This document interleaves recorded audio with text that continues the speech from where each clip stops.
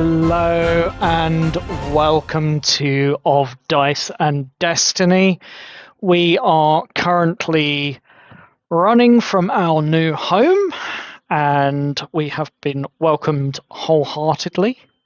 We have a wonderful episode for you all tonight for those that are watching online and via any of our methods of streaming, be it Twitch or YouTube.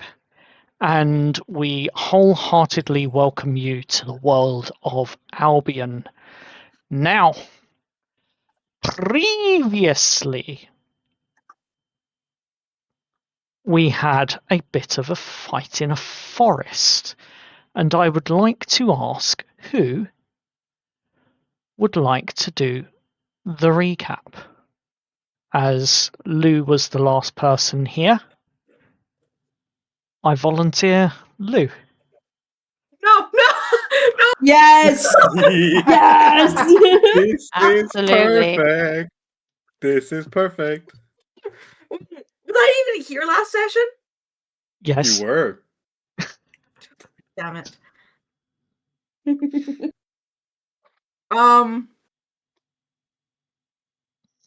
Clue. There's a handy guide.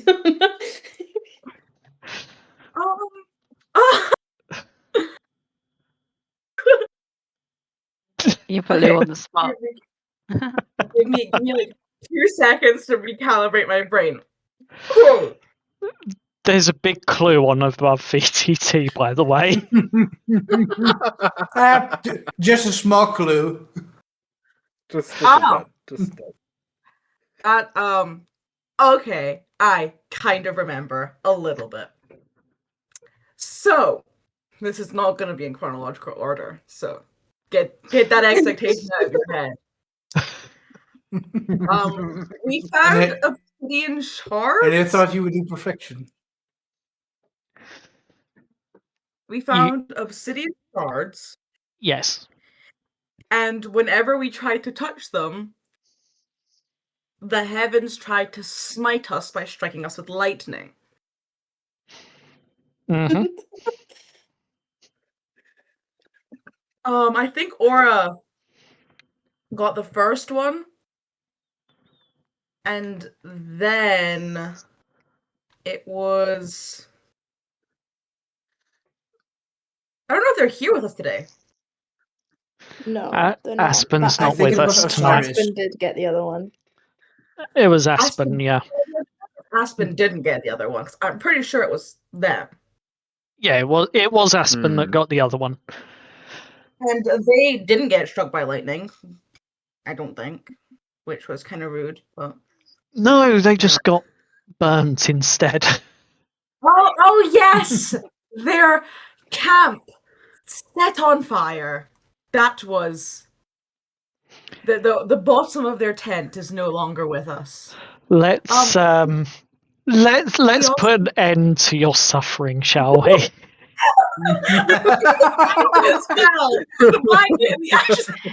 End game or literally?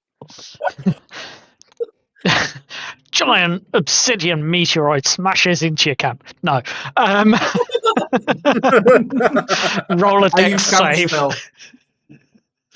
Counterspell. Right. So, in the last couple of sessions for the recap, you started off on your journey up to the Silver Lake cities, and on the path you met a traveller who gave a small warning about logs having been felled across the paths on the inner trail of the forest path, which was supposed to be slightly quicker for your journey, which is the path you chose rather than the perimeter.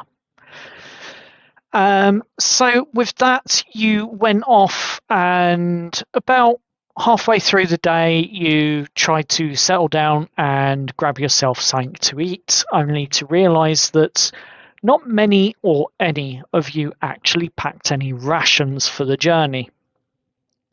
So with that in mind, you set off to hunt for some food. Aspen, I believe it was Aspen, Chris, and My character. And Osiris that went off hunting. You did manage to successfully track down a wild boar, and you managed to hunt it, and Aspen, being the extremely stealthy barbarian that she is, how, I don't know, managed to get around and basically smash this boar's skull in, essentially. You brought it back to camp and you started eating. After you finished your meal, you packed up the remainder of the boar after preparing it for the journey so that you had about 3 days worth of rations upon you.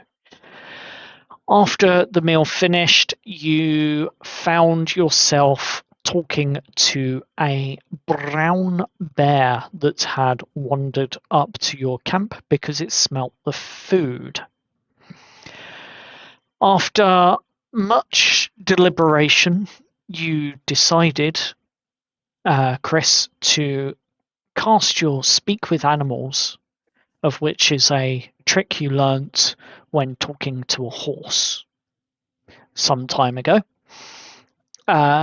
And you spoke with the bear, who warned you of wild wolves tearing through the forest, eating everything in sight. And his message was, kill wolves, be happy, forest be happy. So with that and some knowledge, you finished packing up the rest of your supplies and you continued on your journey. And about an hour or so into your trek, you came across a clearing with a path that ran through it. And there were, lo and behold, thanks to some good perception checks, a number of wolves that were corrupted in some way, shape, or form. They weren't under their own control.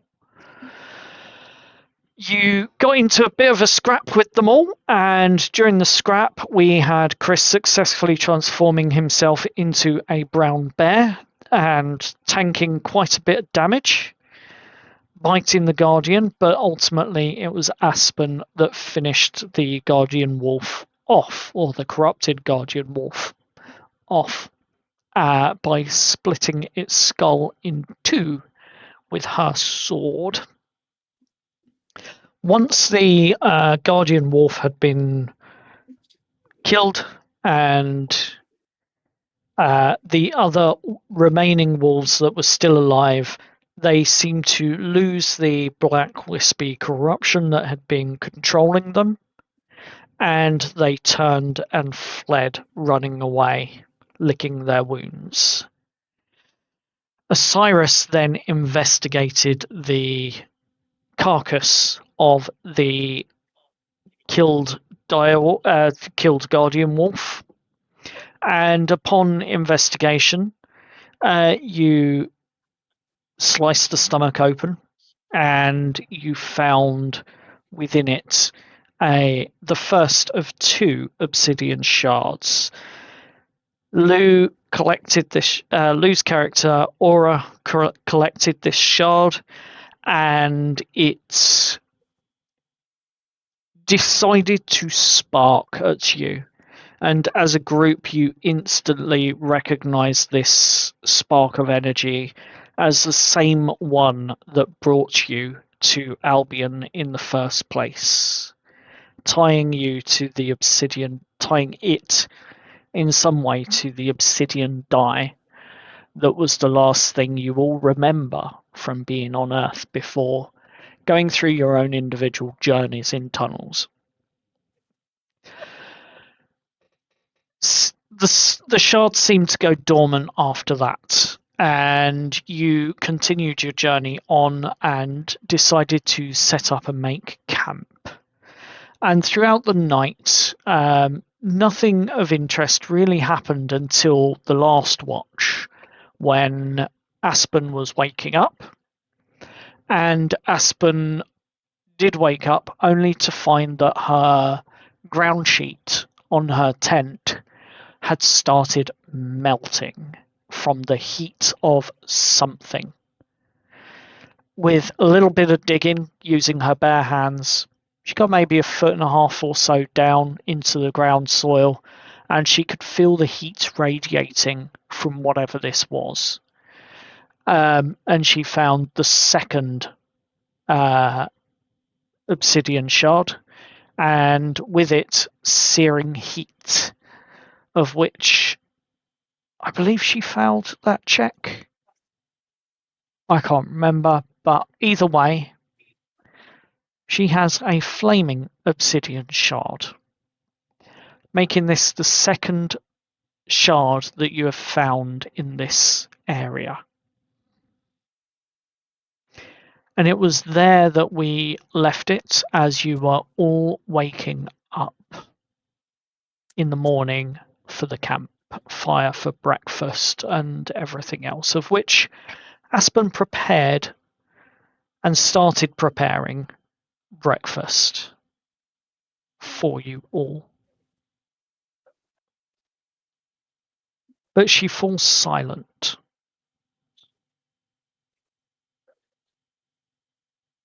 As you all start emerging.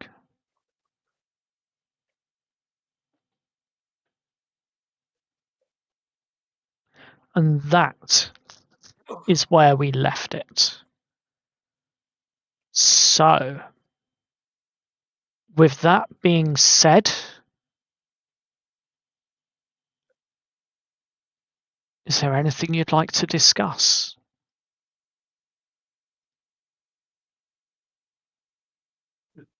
So, I'm curious. Do we have any idea what that made that wolf like all shadowy, all smoky? Like, it bothered me a little that we didn't find out. Well, good morning. Yeah, good I morning. have no idea. I have no idea. I thought we believed. Oh, wrong accent. Wow. Been a End the while. game, come on. I thought we believed it was something to do with like the bigger wolf that we killed. Yeah. Like Yeah, maybe that's what I'm talking about. where's Chris? Didn't you know something? About what? The Big wolf. wolf, the one that cursed the other wolf. You're the of animals here. I don't know. You're the one who. I don't know. Helpful. It was a weird wolf. I don't know. I got up close to it, but I was also like a bear. You were a bear. You sure were a bear. You were a bear. My apologies. Could it be Could it be something to do with the obsidian shard inside its stomach? That would make a lot of sense.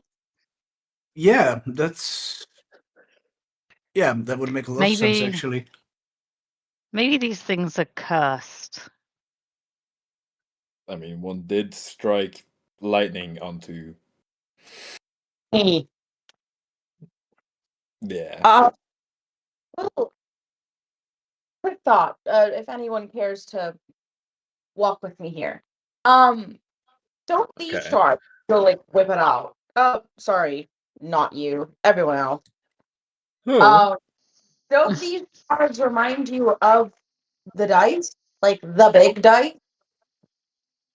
Yeah, the one that's sent us here. Yeah? I mean, kinda. It's the same material. Hear me out here. We get like 20 of them. Maybe we can get the out of here. Just me? Why do we need And where are we 20 going to of them? find where are we gonna find 20 of them? Yeah. Oh no, we found one inside of cursed animal. Let's go around getting adventures for cursed animals and kill them all so I can get home to my farm. I feel like no one's pressed enough about getting home. I'm No, I leaving. think all of us want to get home, but it's just like, why do we suddenly need 20 of these? Because it would make All we have is the fact that they're like the same material. lightning.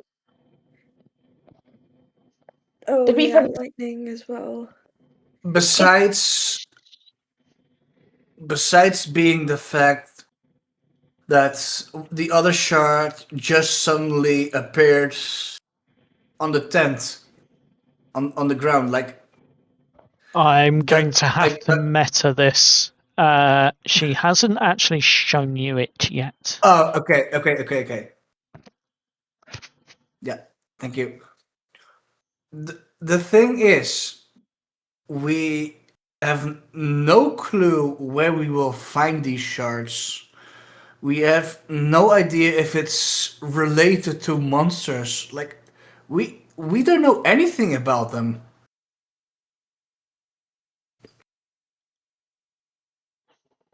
Surely, if we needed to find 20 of them and they were, for example, related to the dice, surely they would have numbers on them. These just look like, I don't know, kind of like a snake scale or something. Does everyone have any better ideas on how to get home? I fear that you are all getting far too Aspen, comfortable here. I As- I fear that you're being a bit presumptuous. Aspen steps up and she pulls out of her pocket the second shard. Well, I have this one. Why don't we put them together and see what happens? I knew it. I knew it was something to do with these shards. We Are can't have we That doesn't mean anything. sure? We found them all in the same area, so what you're saying is if we spend the next day combing the area for these, we could get home this evening. maybe it's not all going to be in the same area, but Can one I can have hope. can I also say that I might actually have to share someone else's tent now because I no longer have a ground sheet. What do you mean you no longer have a ground sheet? Well, this was buried about a foot or so in the ground under my tent, and it seems to give off a searing heat, and it Look, melted. It melted my ground I sheet. put I put that fire out. We put that fire out. You were asleep. It I was a mean, different fire. okay. This is a I different assume. fire. Oh, okay. Okay, that's fine. I was kind of worried it had spread on the ground. And technically speaking, I put that fire out. Remember? Yes. Semantics. All right. Two Semantics. shards. Maybe let's try connect them. Anyone? Literally anyone. She holds her. Yeah. Aspen Yeah, holds her why shard are you out being a bit and hands it to you, Lou. And she hands it to you, Takes Aura. the first shard, takes the second shard, and she like tries to place them together how a dice would start to be placed together. They seem to. They're trying to spin in your hands as you push them towards each other, in the same way that if you tried to push two north polar magnets together, they would try and push away from each other. These two seem to be trying to spin around each other in some way, shape, or form as you're pushing them together. She'll try and almost balance them on this spinning axis and only hold one of them and see if that works. The second one pushes away and falls to the floor. Right? That's something though. They're reacting to each other. Chris just picks the one up from the floor and it's just like, yeah, let's just take it one step at a time. Just don't get so Does like anyone if have proficiency with Arcana? I think I do. Let me check. I was gonna say, No. I'll just check. I got proficiency. Okay, if you can roll for me an Arcana check. All right. I will tell you in 2 seconds if you need more than one roll. If you only need I got one roll. a 16. You recognize something in this reaction. Wait a minute. Yes.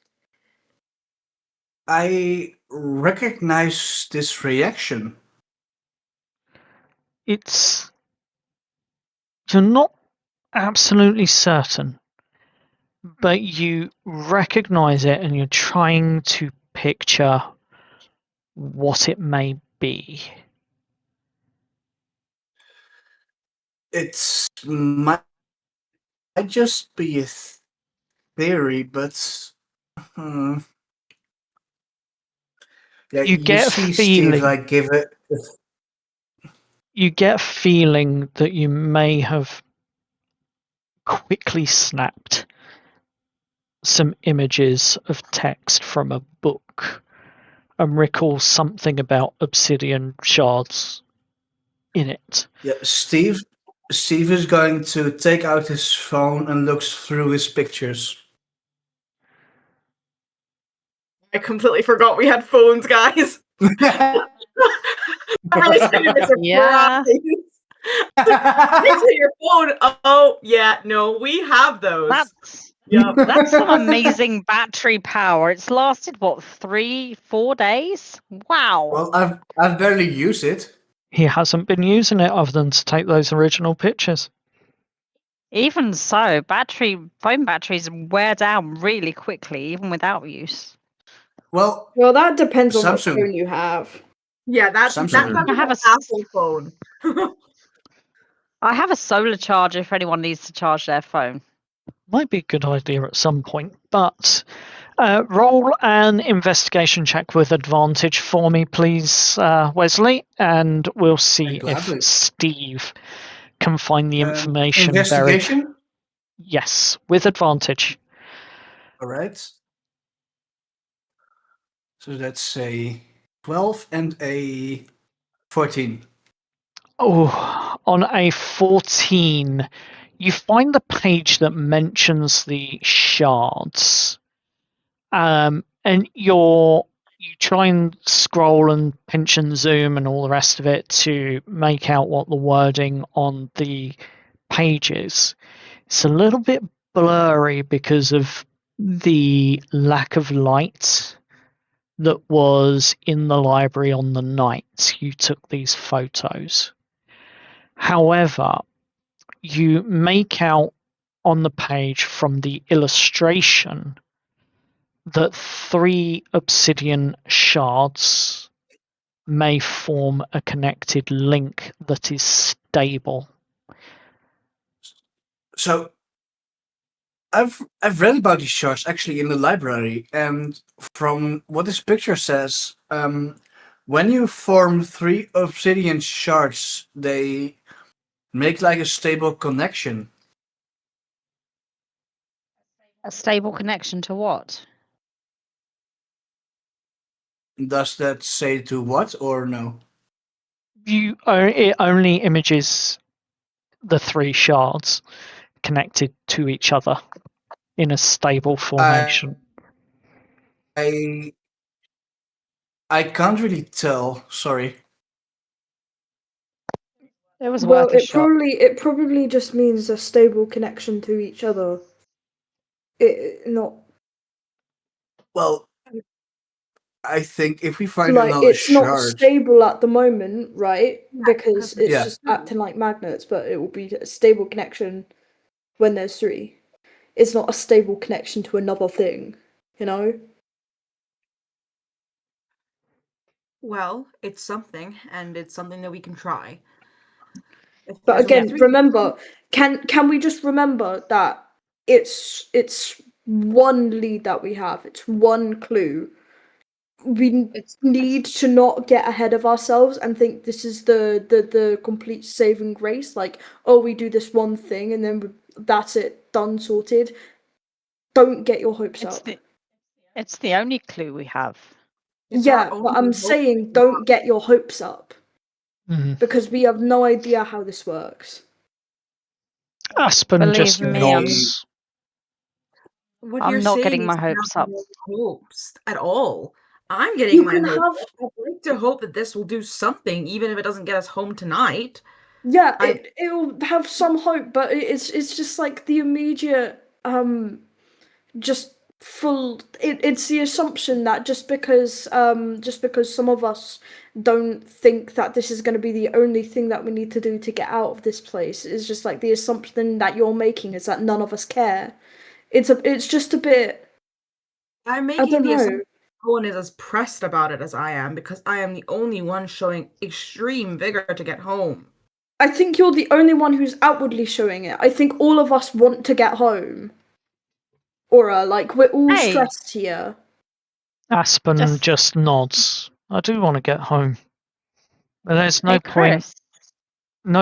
rushing. Don't make so many assumptions about us. Hey, Chris. Do you think if you do get home, you'll still be able to speak to animals? Who the hell knows? And they just go a Aspen bit quiet. Aspen is standing there and she just nods and it's like, I do want to get home. I do.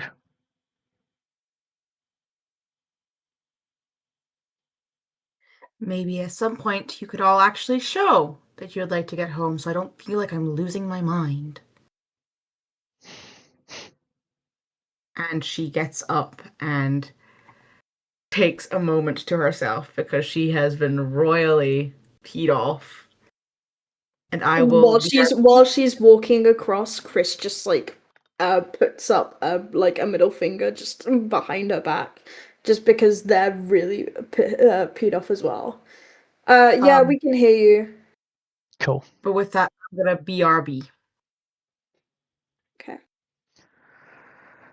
As you continue your discussions into the morning, Killian, how is Osiris reacting to this new device that's just been seen?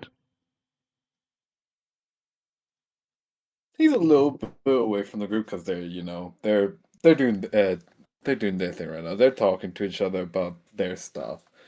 He sees it, eating his food, drops his utensil, Mm-hmm. whatever he has at the moment. Just looks in like, what the fuck?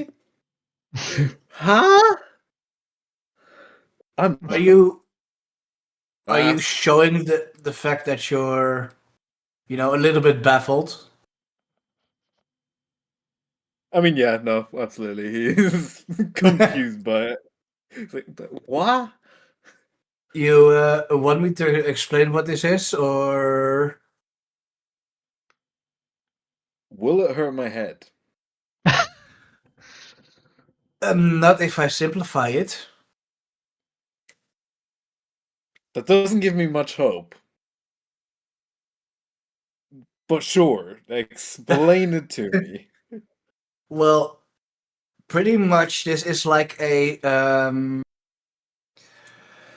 battery charged spellbook, I guess you could say.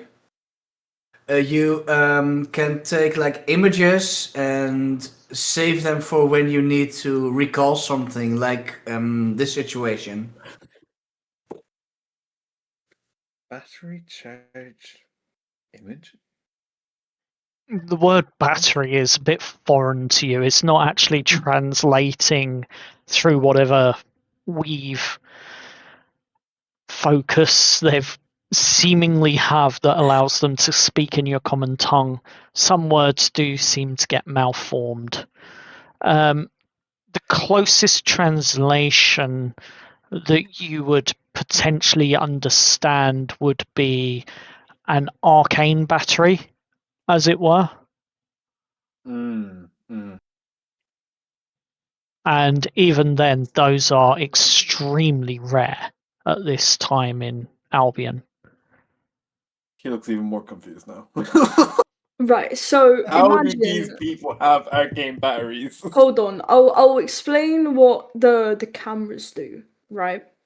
And Chris gets out Oh. their phone as well, and it's just like imagine. So this is called and they open up their camera, and it's just like this is what is called a camera, and imagine being like in the moment, having an interaction, and then instead of just relying on your memory, you could almost capture the image and then store it in this, and they just wave their phone about, and it's just like, okay, so you hold there, right? And then Chris is gonna take a photo of Osiris, and then they show Osiris, and it's just like, see that current like pose you were standing in, now a version of it, an image of it, is stored in this, and they show the photo on their phone. It's gonna get real Jess is close. just Say that again. Say that again, Osiris. Oh, like a granddad, he's gonna get real close to the phone. And don't Yes. worry, Yes. it's not anything. It's not anything like physical. Like, you're not, obviously, it's not like a copy of you in the phone. Imagine it's like Jess. capturing a. Sorry, I feel like It's okay. Yes, Jess. Jess will weigh in, and Jess will like kind of shake her head and be like, so you know when aristocracy want to capture an image, they hire a painter.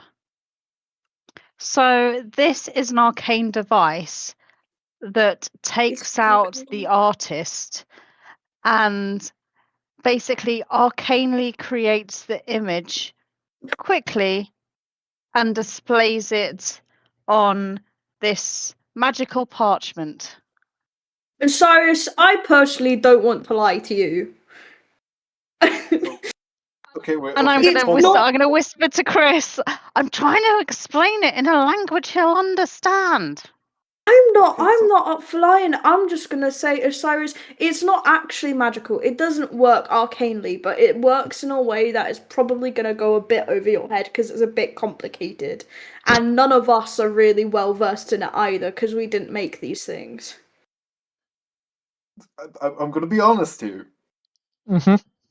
What you were speaking about before with an arcane battery, do you know how rare those are? It's probably not the same thing. It doesn't sound like it, but it's the closest thing that's coming to my head. Batteries, and Chris, Chris is just gonna be like, batteries, which I think are a bit different. They're like made up of chemicals and metal and stuff, and they use those chemicals and stuff to basically transfer it energy, basically. And Like, they use the energy that's in that and to transfer you, the energy into this. to And you, they bring that about. to you, Osiris, this sounds exactly like an arcane battery. It sounds like transmutation magic to me, Gillian, right now. Chris is just trying to explain that it's not magical. His head goes to the side and it's like, you know when the person is trying to listen to you? Uh-huh. He's not getting the words that you're saying to them. But he's trying. He is trying to listen.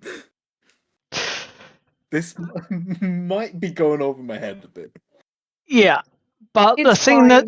the bit that didn't go over your head was the idea of an arcane interpretation of a moment in time, acting like the artist painting a painting for someone of aristocracy.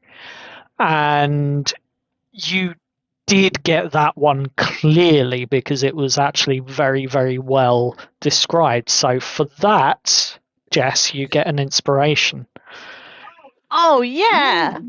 because Osiris actually understood that.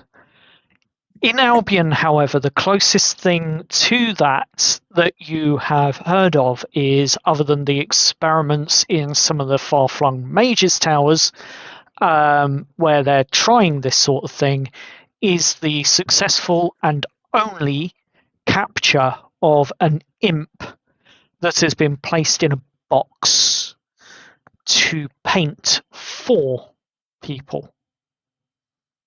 It's not quite the same, but the imp does get the job done faster than a artist would, and more accurately.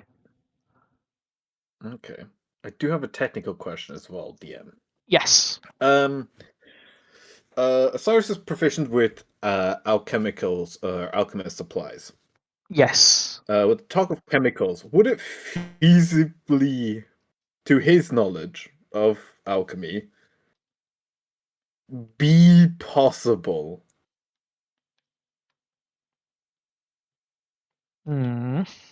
Just a little thought experiment.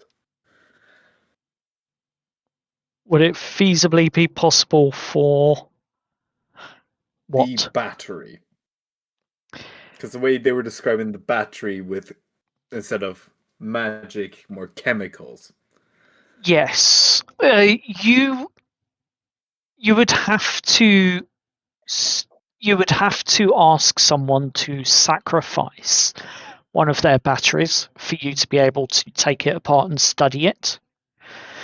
But with your alchemist supplies, you'd probably be able to determine what the battery is made from. However, you would imagine that maybe an artificer would be a better option to create such an object. I've just had the worst idea. So have I. Oh no. So Oh no. It's only if Osiris asks for a battery that I've got a terrible idea. He might. No. He I might. have ideas. Okay. So, as you gather your things, finishing up your conversations and getting ready to move on for the day, are there any last words? He's not going to ask yet for the battery. Not yet. That's later on.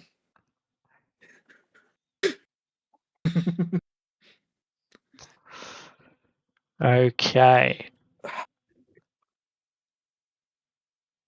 So, with that, camping gear packed away, with some oddly coloured tents, a new discovery of what this phone thing is, or what it can do, partially. And Aspen's now ground sheetless tent. You begin to march on into the forest to eventually come out the other side, about half a day's journey. As you're walking, you notice that the forest air seems to be a lot lighter, and you are actually hearing something that you didn't hear yesterday, and that is the sound of the bird song. And it is beautiful and melodic. It's something that you rarely get a chance to hear back on Earth unless you are really out in as wild an area as feasibly possible somewhere. And as you are continuing your journey through, there are a few pools and puddles here and there that you have to skirt around and avoid and stop yourselves getting too muddy.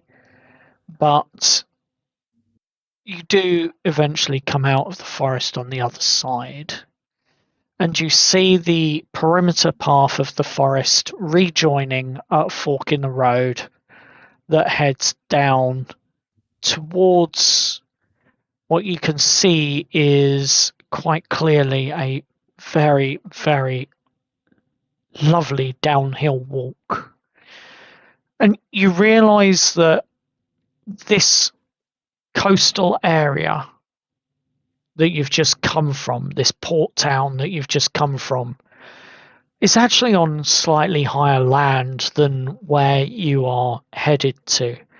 Because as far as the eye can see from your current vantage point, there is relatively flat, similar to how you would see like potentially Denmark being very sort of flat, green, open land, as it were.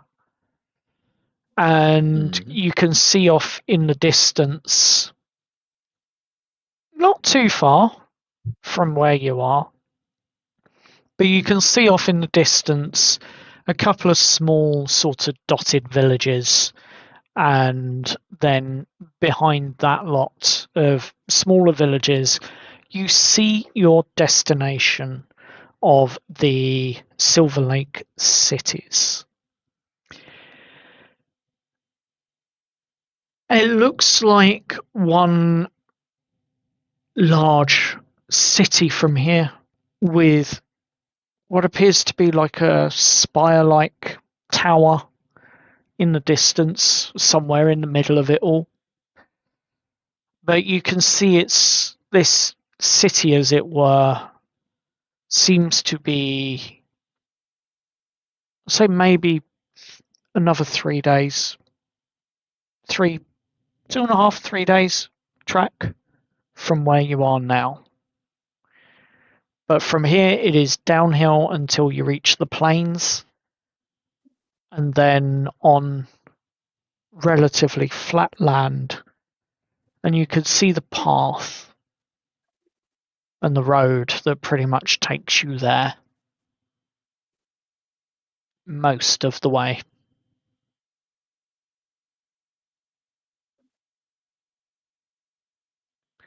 Continuing on the path, some of you may be looking around, looking at various different fields of crops that are being grown by some of the smaller villages as you continue on your journey. It's not long before you come to the first of these villages, and I'd say by about this time you're starting to probably feel a bit hungry because time is wearing on. It's maybe about 2 in the afternoon now, and you've probably been walking for about, say, maybe 4 or 5 hours. And for those that are in uncomfortable shoes at this moment, not suited for this sort of journey, your feet might be starting to ache a little bit.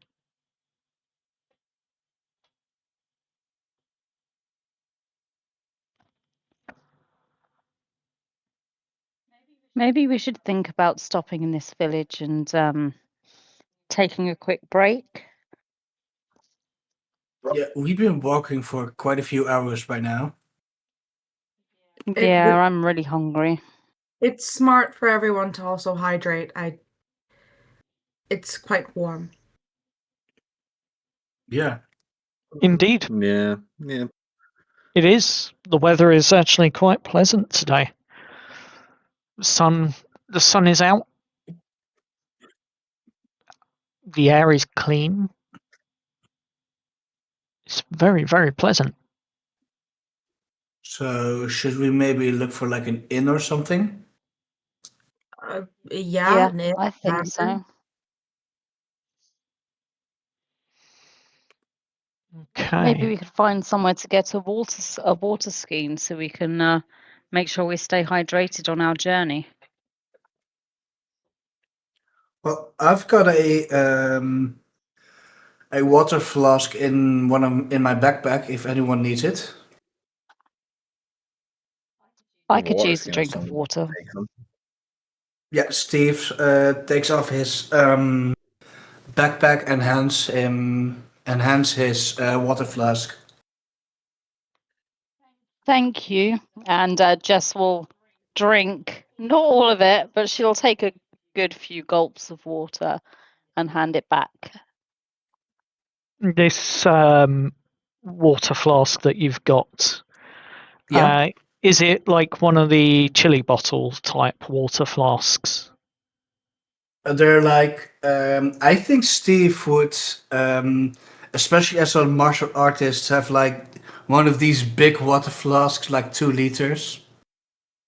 Okay, so they're pretty heavy ones. Yeah. Cool. Yeah, this water flask looks a little bit strange to you, but I mean, for one, it's semi-transparent. You've never seen any material for a water skin or flask of this nature before, Osiris. What doesn't at this point they keep pulling out? Random. Stop. Poor Osiris. Yeah. He's not going to forget this in a hurry. Oh, he's this man might study engineering soon. Anyone else need a drink of water? No, I'm good. Bear in mind, this is No water water. that you acquired on Earth. Yeah.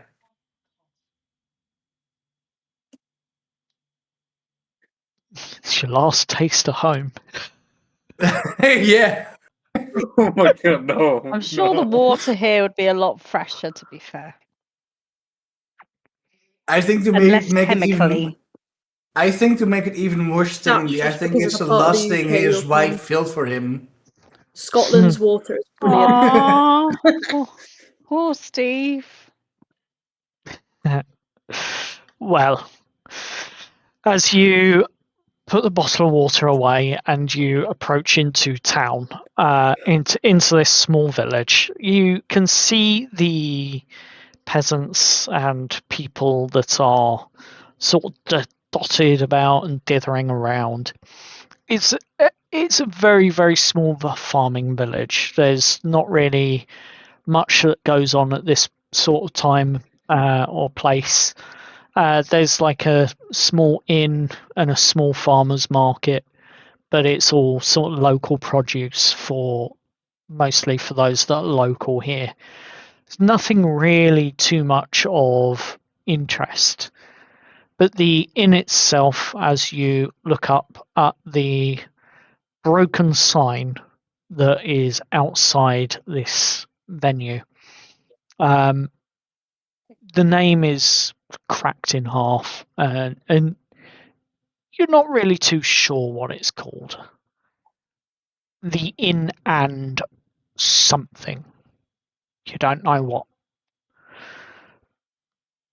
But the door is partially open. It doesn't seem to be able to close fully. And you can hear a little bit of chitter and chatter coming from inside.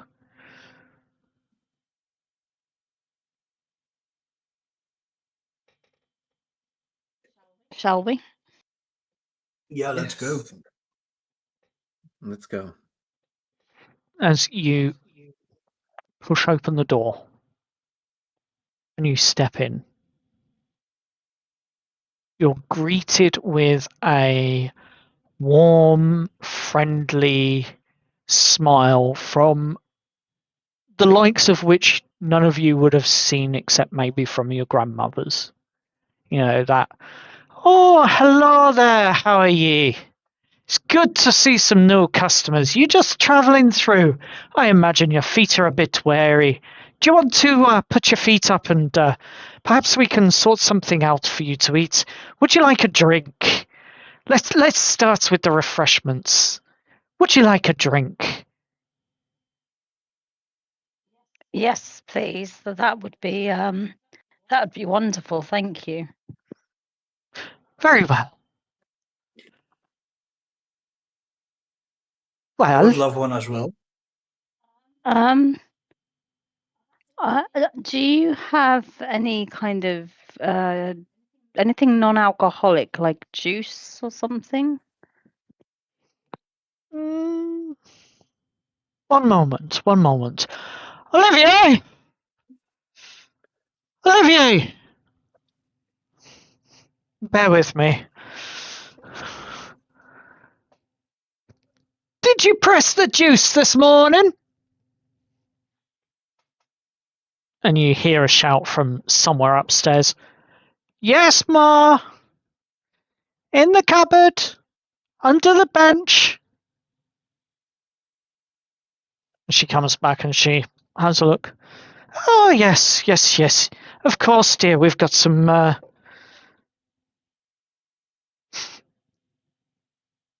oranges. Orange juice. I will take some orange juice. And she'll turn to Steve and be like, they have orange juice here? They have oranges. Whoa. I was not expecting that one. Nor was I. Of course we've got oranges, dear. Of course we've got oranges. Yes, they're an exotic fruit here, but we've got enough to make enough juice. It's very limited, though, but yeah, of course we've got orange juice. And she takes out a tankard, pulls it off the top, and dips it in the barrel. By the looks of it, we've only got about 4 tankards of this, though, left. Jess will take a sip. Does it taste like orange juice from back home? As you drink it, it's familiar, but there is a difference. The juice itself doesn't seem to be as sweet as orange juice back home. Jess will probably wince as she drinks it, and like, yeah, it's really good. Thank you. Ah, you're welcome. Would anyone else like some? I'll do it all for a silver piece. It's not a problem. And she basically just fills 3 more tankards up, and then looks at the bottom of the barrel and goes, well, that'll be the last of it, though. Must have been busy this morning before I arrived. About 2 bells ago. How much did you say? A silver piece? A silver piece for all 4. Yes. Steve hands her 2 silver pieces. Well, that's very generous of you. Do you want anything to go with this? Chris leans over to Jess and is just like, how much is that in normal money? £5, I think. £5 for 4 pints, essentially, in 4 tankards. That is a brilliant deal. That is a brilliant deal. It's normally like £3 a glass in back home. I got another question, actually. Yes. Do you happen to have any water skins? Water skins. Unfortunately, no. We don't have any water skins here, I'm afraid. But I do have... no, I don't even have that. I must have sold the last one some point in the week. Well. Sorry there, lad. Do you know where we could maybe get water skins? Oh, definitely. If you go two villages forwards towards, I mean, you're on the path anyway. But if you go down 2 villages to Thruebrook, what you'll see, they've actually got cattle and a tannery there. You could probably get some water skins made up for yourselves there if you need them.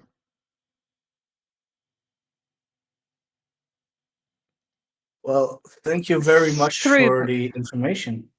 Thruebrook. And it's on the path to Silver Lake City. Why, yes, it's 2 villages down. It's the only one round here that has a tannery that could do that for you. Thank you. You're welcome. You're welcome. Is there anything else I can get you? You've been on the road long. A while, Days yeah. at this point. She stops and looks at you, Osiris. You're not a very chatty group, are you? Osiris, I believe that you understand Orcish, correct? I do. Okay, in Orcish, she turns and she looks at you and says, Ooh. Why do I get the feeling you're just tagging along for something? You're after something, aren't you? What is it that this lot's got? Keeping you around? They ain't your sort, are they? To the rest of you that do not understand Orcish from any language translations, this sounds like guttural grunts and groans.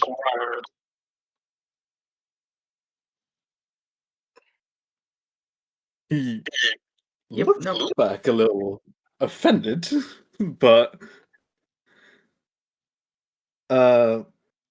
I'm just with them because they need help. Damn right, they look like they need a bit of help. Not gonna lie. Anywho. So they ain't taking you along for the ride or anything, are they? Good. Right. Well, as soon as I know good folk, clearly this lot needs something. Food? Food would be a wonderful start. Aye. What'll it be then? Half a hog? Whole hog? What are you after?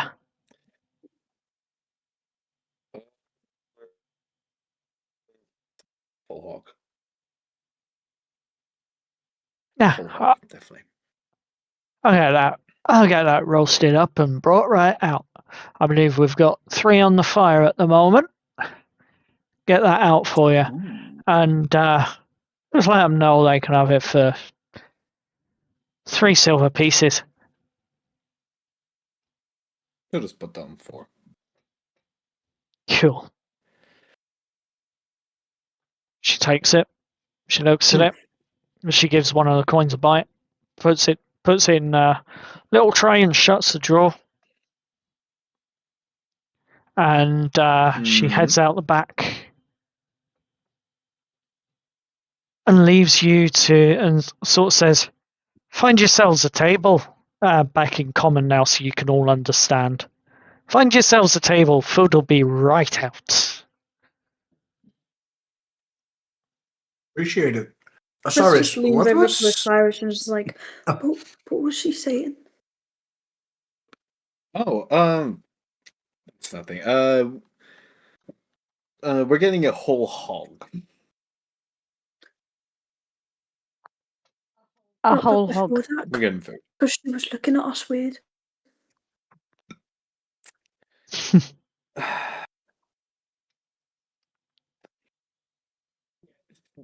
She thought Would Was she just being be rude? would just be able to tell if he's lying. He hasn't said anything He yet. hasn't even said anything yet. Yeah, he hasn't properly said It's fine. anything. But if you want to Um, preemptively try and incite him whilst he's actively speaking, you can go ahead and make your roll now, but it will stick. Oh, okay. Go on, let's see. I'll wait till he says something first. Mhm. Okay.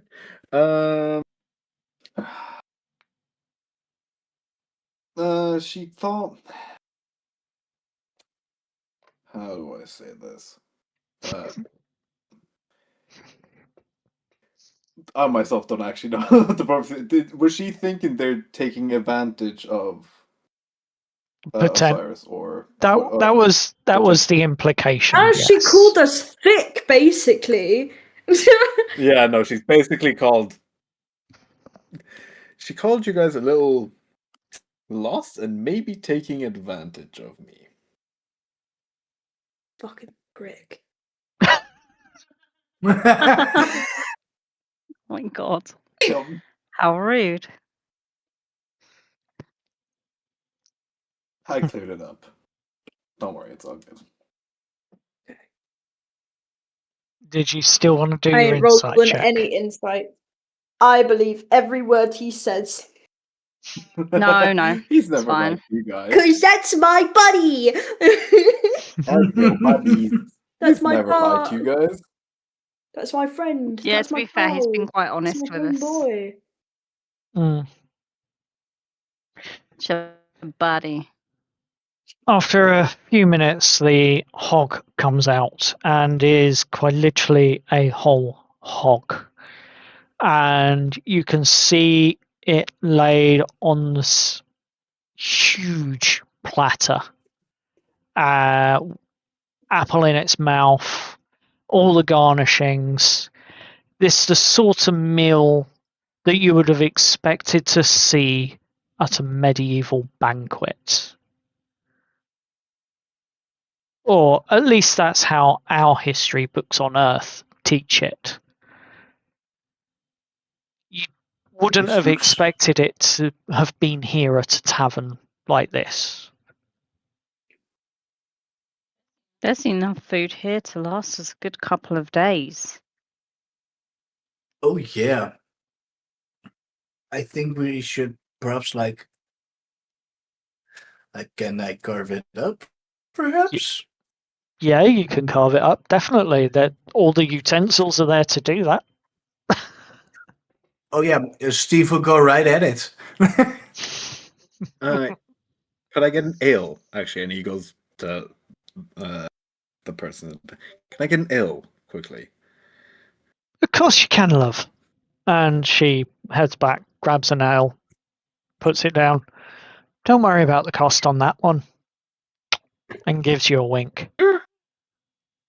Oh, Osiris looks a little confused and just winks back and walks to his seat.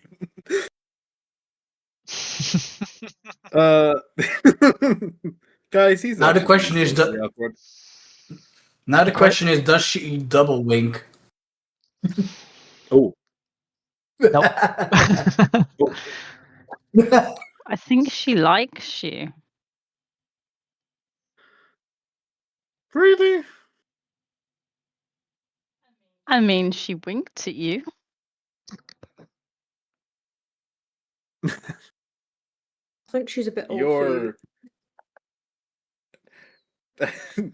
How old do you think I am? I don't know. How old do you think she is? Do this without any. DM, how old does she look? Roll a perception check for me, because you are actively studying her features for a guess on her age. All Go with right, that one. 14. On a 14, she looks to be maybe mid to late 40s. Definitely more human than anything else, but you can see faint bloodline traces of Orcish in her. Very, very faint, and only by essentially the slits of her eyes and the slightly pointed teeth on her lower jaw. But even then, they're not that prominent anymore. Clearly, the bloodline is thin in this one. It's an accident. Sorry, I was just trying to get my laptop to not shut down. Oh, okay. She looks about early 40s, in the 40s. And how old are you? I'm in my mid to late 20s. Right, so a bit old for you then. Unless you're into that. I mean, I don't judge. I don't judge. Whoa! I don't judge. Whoa! Okay, okay, hold on. Ageism isn't really a thing you've ever come across. You've been to bars where women have been a lot older and looking a lot hornier, and still going with the younger men in your sailing days.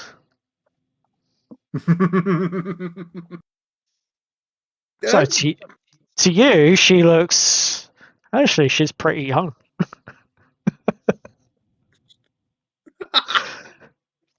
Oh no. Yeah.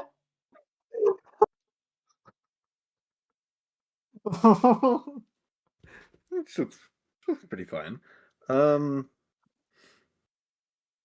That's whoa.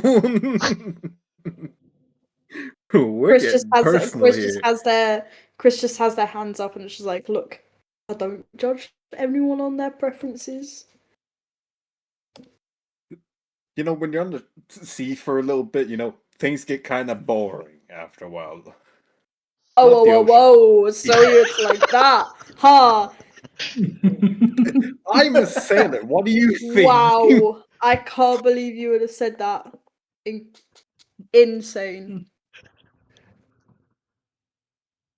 So Jess is ace. So she has she's just kind of like, she doesn't understand this whole thing about kind of, she understands the basics of attraction and can see when people attract to each other, but she's just like, doesn't understand when Osiris has had needs on the sea. So she's just kind of looking very like, I kind of understand, but she doesn't kind of understand, if you know what I mean. Mm-hmm. I'm assuming you're eating and talking and loudly at this point amongst each other. Yeah. I'm keeping that quiet. We're not. Before we're not I'm keeping that quiet. We've only been drinking orange juice. We're not drunk. Yeah, yet. no, we're not drunk. I mean, yeah, we're not drunk, but like we're just having a good conversation. Yes. Yeah, that's exactly what I meant. Yeah. So we're not loud. We can. We are loud. We're having a good conversation. You're loud. Yeah, Osiris is not. Chris is a loud person. DM, I gotta. Jess will just kind of shrink back and shrink back and be like quite quiet and like watch on with kind of like focusing on her food, but keeping an ear out of everything that's going on. But at the same time, is kind of like, well, this is awkward. I've got a question, DM. Yes. Ever since Steve was in this world, did he not get a message from his wife, or are all servers down? You wouldn't have received any text messages or calls or anything like that on your device at all. Any service. There isn't any service or any Wi-Fi or any connection here. No satellite, no cell towers, nothing. Fair enough. Yep, it is literally just a device. Still has its functions that can be used, like taking notes on it, that sort of thing. But you wouldn't have received anything that requires a data connection on your device at this time. It's basically a camera and a calculator. Yeah. Yep. And a notepad. And a notepad. I don't know, but So I feel like after eating, Steve would get up. Mm-hmm. I'm just gonna go for a little walk by myself, if that's fine. Fair Yeah. enough. Yeah, sure, Yeah, no no, worries. fully okay. I'm gonna quickly And go to the bathroom. as Steve is taking a walk, he starts to reminisce about his fiance, or rather wife by now. Mm-hmm. Would have been wife. And it would have been, yeah, because after the trip they would get married. Yeah. So you start And reminiscing.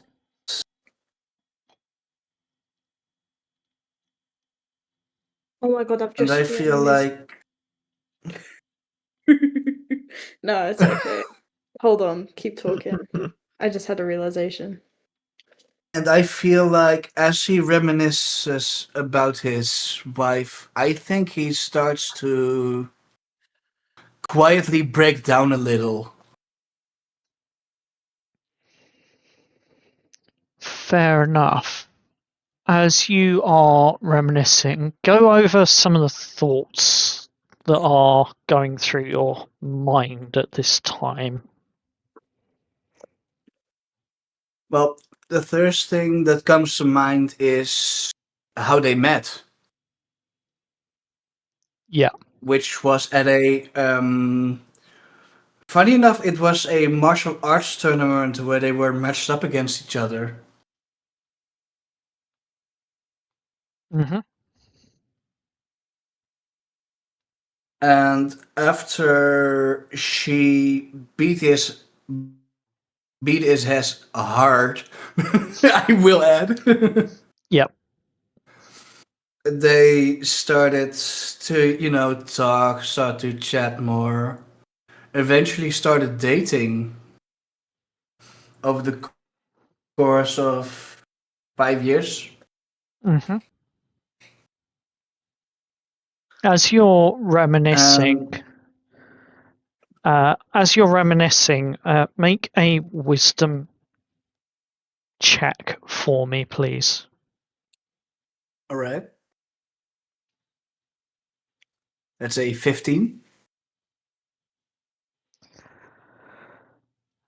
Back on Earth, how addicted to your phone were you?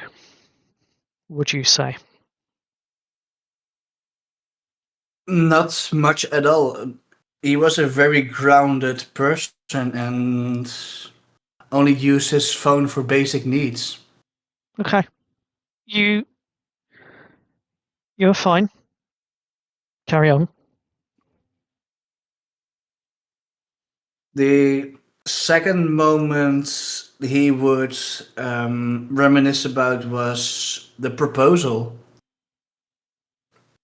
Yes.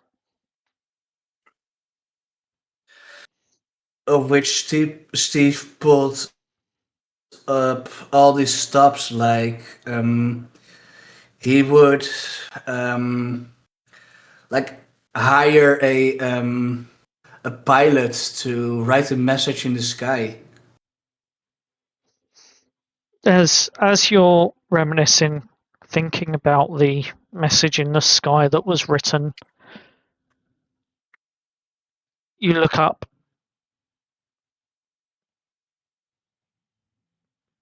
There are clouds in the sky. They don't form any messages as such. But I want you to roll me a perception check, please. All right. 13. There's a slight shadow that comes across and then disappears just as quickly. Sun probably went behind the clouds at that moment, as if mirroring your own painful thoughts, what you're missing most. And that's where we're going to end that section of the session. Yeah. As you wander back, reminiscing in your thoughts. As for the rest of the party, continuing your conversation whilst Steve has disappeared for maybe a good 10, maybe 15 minutes. What are you lot getting up to, other than obviously Osiris, who said he was going to the bathroom? What are the rest of you? What are you all doing? Chris is going to start talking about. It's just Chris is just going to be like, why do we need to explain everything like using magic terms when it's not magic? Because if I don't know, we don't know this world. Perhaps if we explained things realistically to the wrong person, it could land us in a whole heap of crap. Right, but I'm why just saying can't we don't know this. But we don't know this Osiris world. isn't like that. True. But I don't want to break Osiris. I mean, physics still exists in this world, don't they? Like, I don't know. I guess the photographs and stuff, it's fine, but I don't know. Batteries, like, you can explain how that works. Even I I don't mean- know how batteries work. Oh, batteries. Well, actually, batteries. You basically have an you have electrical energy. As Yep. some kind of input, electrical energy goes into the battery. It causes a chemical reaction inside the battery because of the chemicals that are built into the battery, and then that chemical energy that chemical potential energy Move that's on. in the battery. Let's keep it rolling. We don't need full That was explanation. part of the conversation. I know, but I'm trying like, to explaining. just trying to keep the ball rolling here. That's all. Mhm. Right, that's fine. But I'm Chris just starts explaining it. Then I just Thank you. I'm just saying, if we say the wrong thing to the wrong people, we don't know what might happen. Or if someone overhears us telling Osiris, things from where we're from, and just make sure she's being really quiet when she says this. You don't know what might happen. Hell, we could be tied to the stake and burnt as witches, and then we'll never get home. And then Jess has a sudden realization that she's been getting all this tech out and been like, I yeah. just don't think that will happen. Lou is quietly listening.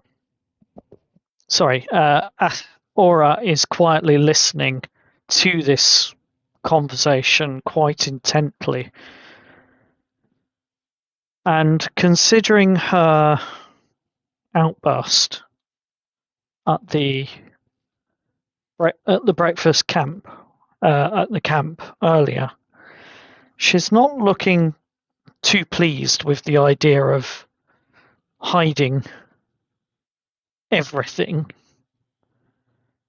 But she does understand the need to hide it to an extent. But maybe you're not sure. But maybe you see a slight smile creep on Aura's face as you are talking about home, at the very least.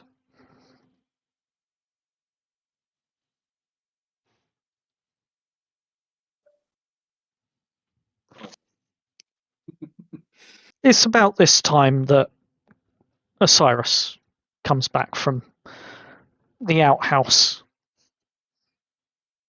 I'm totally going to explain how batteries work to Osiris.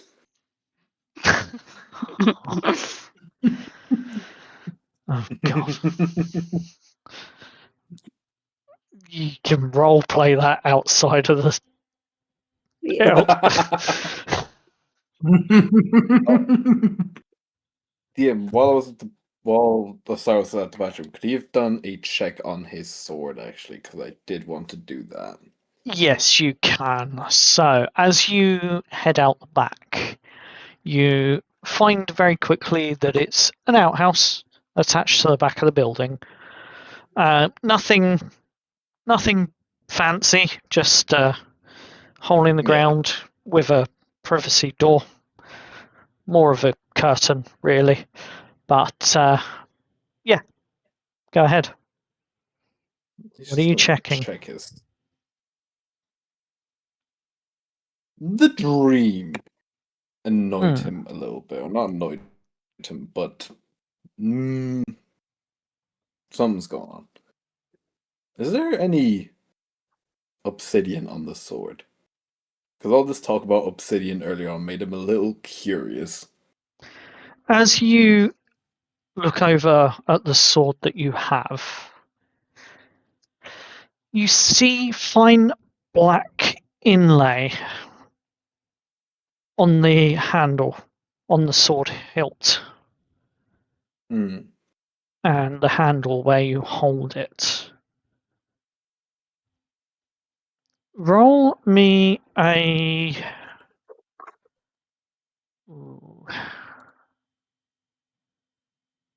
Roll me a investigation check. If your Arcana has proficiency, I will allow you to use that instead. Well, they're both the same thing. I sadly do not get advantage because it's not Fae Fiend or Undead thing, I don't think.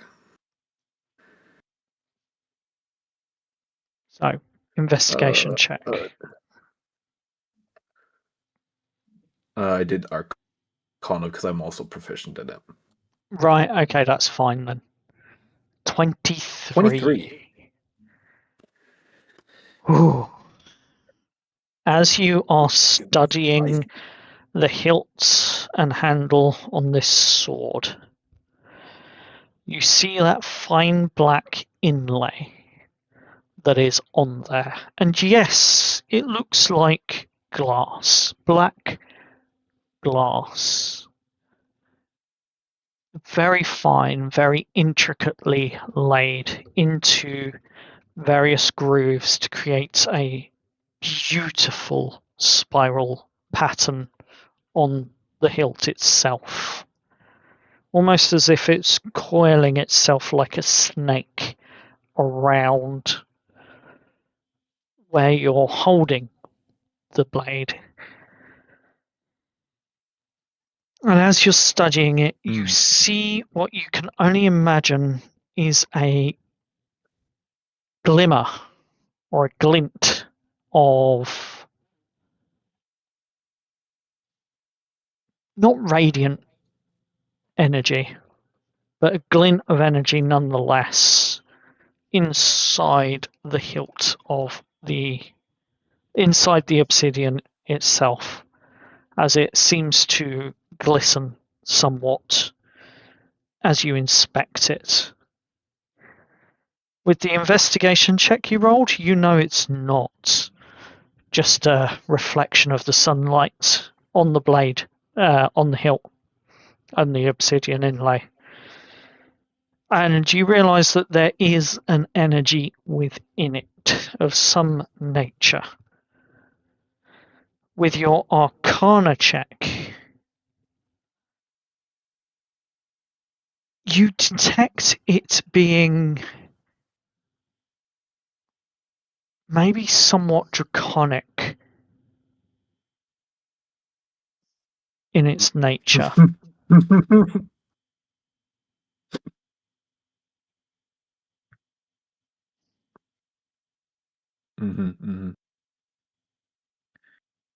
That's what I thought. It's roughly at this moment that during your investigation, a dark cloud almost blocks out what little light you get in this outhouse from the outside, bearing in mind the curtain is drawn. Not too much light can get in. It is a privacy curtain, as it were. Yeah. But a dark shadow, as if a cloud has gone in front of the sun and completely blocked it out for a few moments, shoves by, and then the sun comes back out again.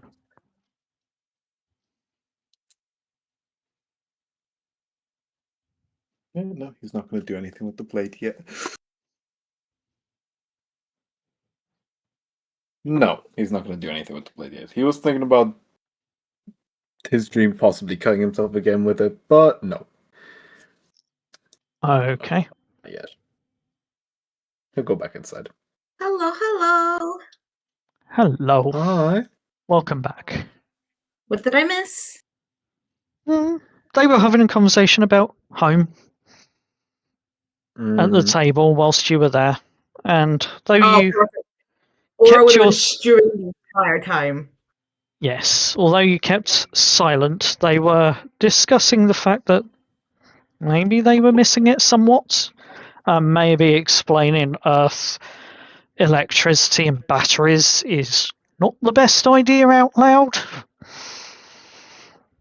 Yeah, no, the Aura definitely nodded her head a few times and was clenching her jaw majority of the time. Just kind of sitting with her arms crossed, mulling things over.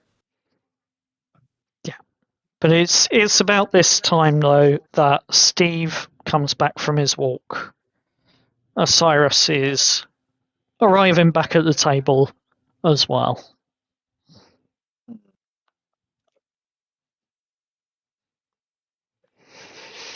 You finish off your meal and the drinks that you've ordered. You manage to wrap up and pocket the rest of the hog that Osiris hasn't devoured. So you do gain another day's worth of rations.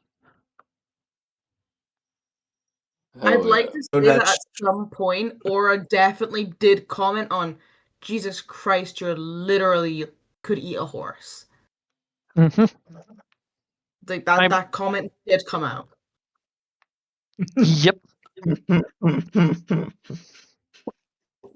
So that's now 2 days worth of rations, I believe. Correct. Nice.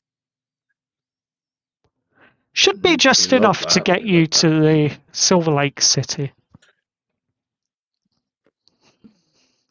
Yippee. So, you finish your meal, you pack up. And as you stand up, the woman behind the counter, she looks up at you all. All right there, lass. All right there, lads. Take it you're going to be getting back out on your feet then. Well, just to let you know, about halfway up, you'll probably find that there's a few of the Silver Lake City's guards patrolling up and down here.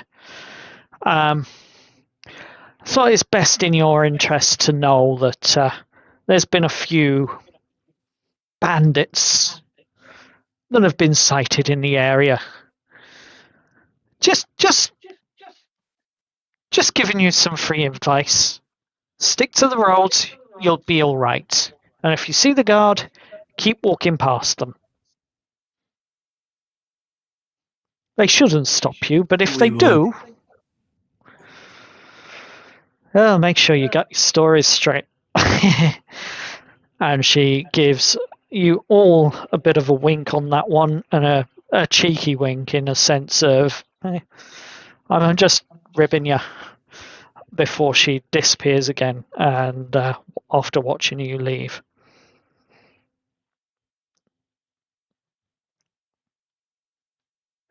Bandits. Brilliant. Well then, that's always wonderful. We survived them last time. Not the right accent. We survived them last time. I'm sure we'll survive them this time. Mhm. Cool. Plus, I believe people are more aware of their abilities this time, and we might not get caught by guards for things. Jess will just give Aura a look. Oro will pat Jess on the shoulder.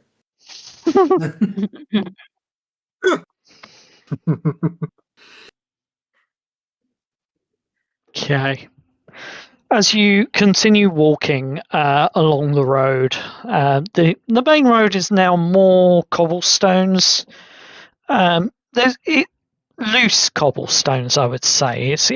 They're trodden in, but it is a little bit of a bumpy path through the village and out along on the main road that heads towards your destination today.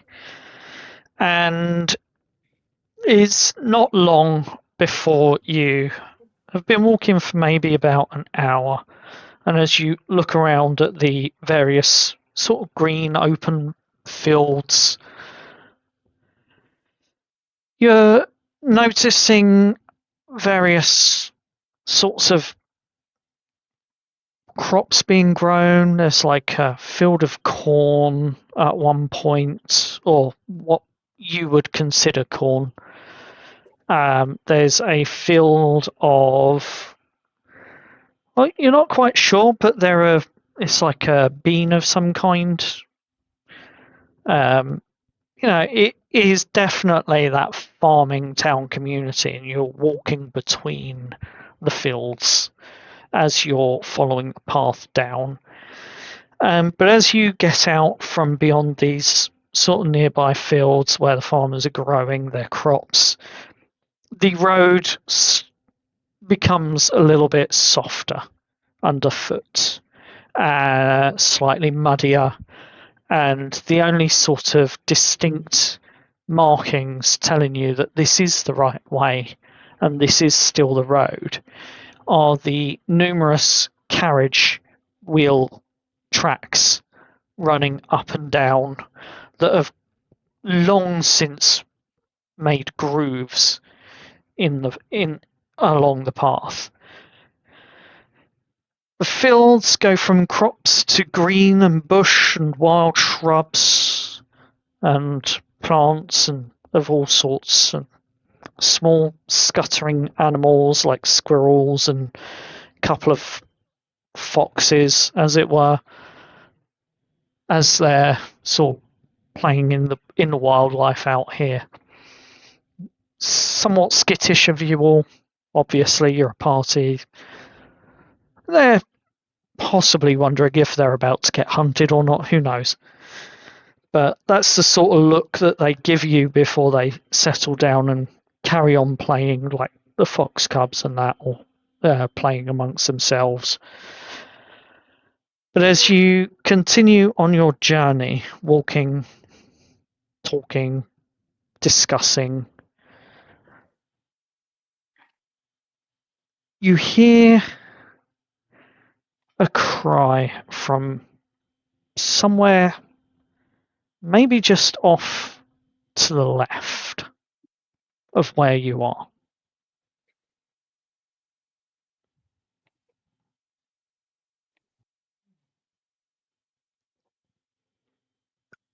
What sort of cry?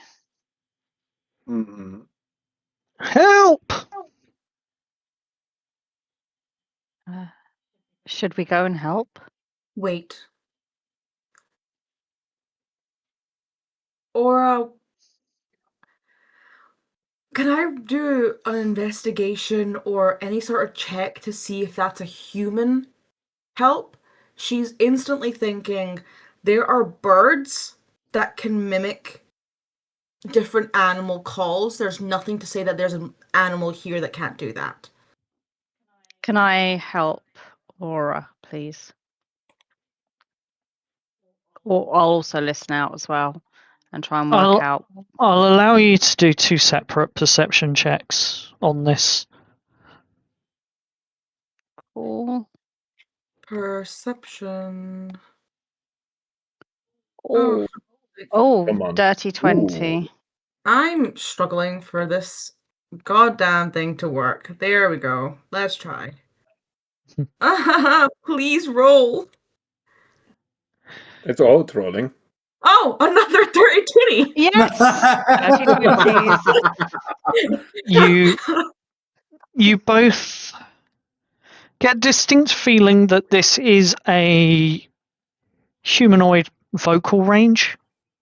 This isn't mimicry from an animal. It would have a distinct sort of tell to it if it were.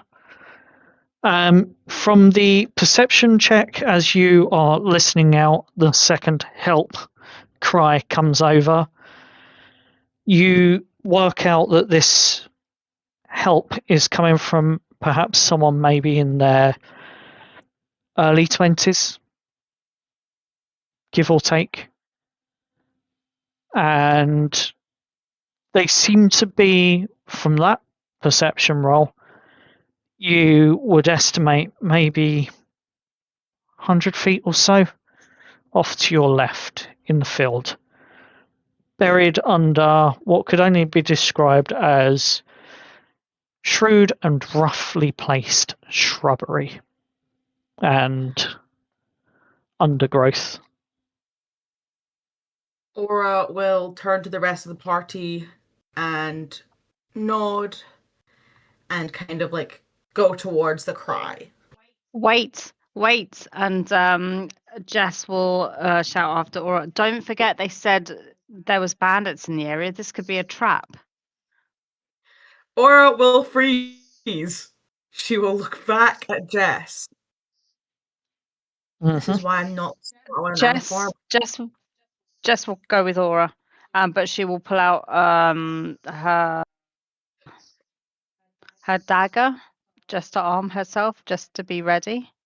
Okay. Steve will also follow. Aura will Okay. have her mace. I'll have my Okay. big boy great sword.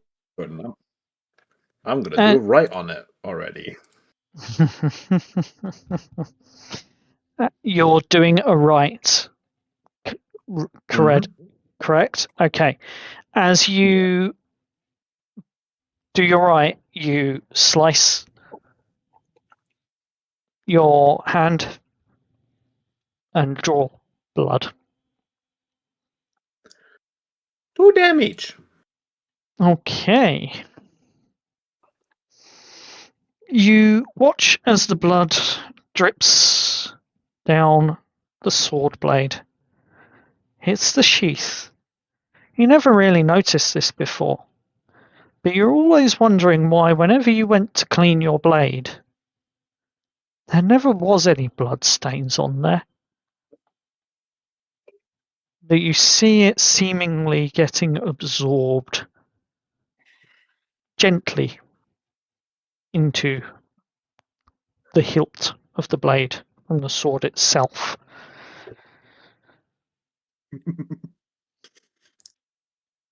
Oh no. Running.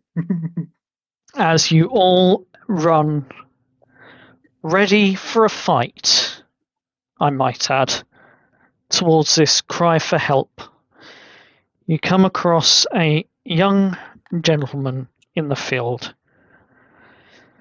And it looks to be that he has fallen over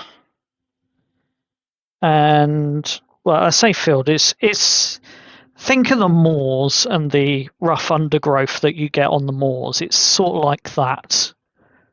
And he seems to have fallen over and managed to get his leg trapped under what appears to be a rather thick bush that appears to be gripping him relatively tightly.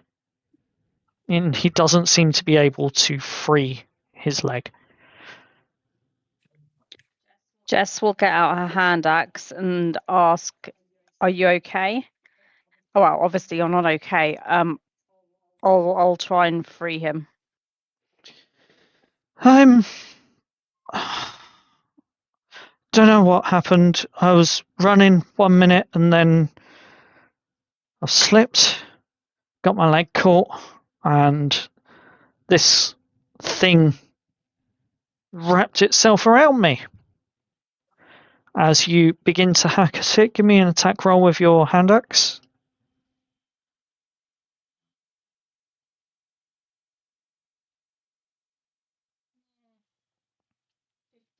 Dean? 15.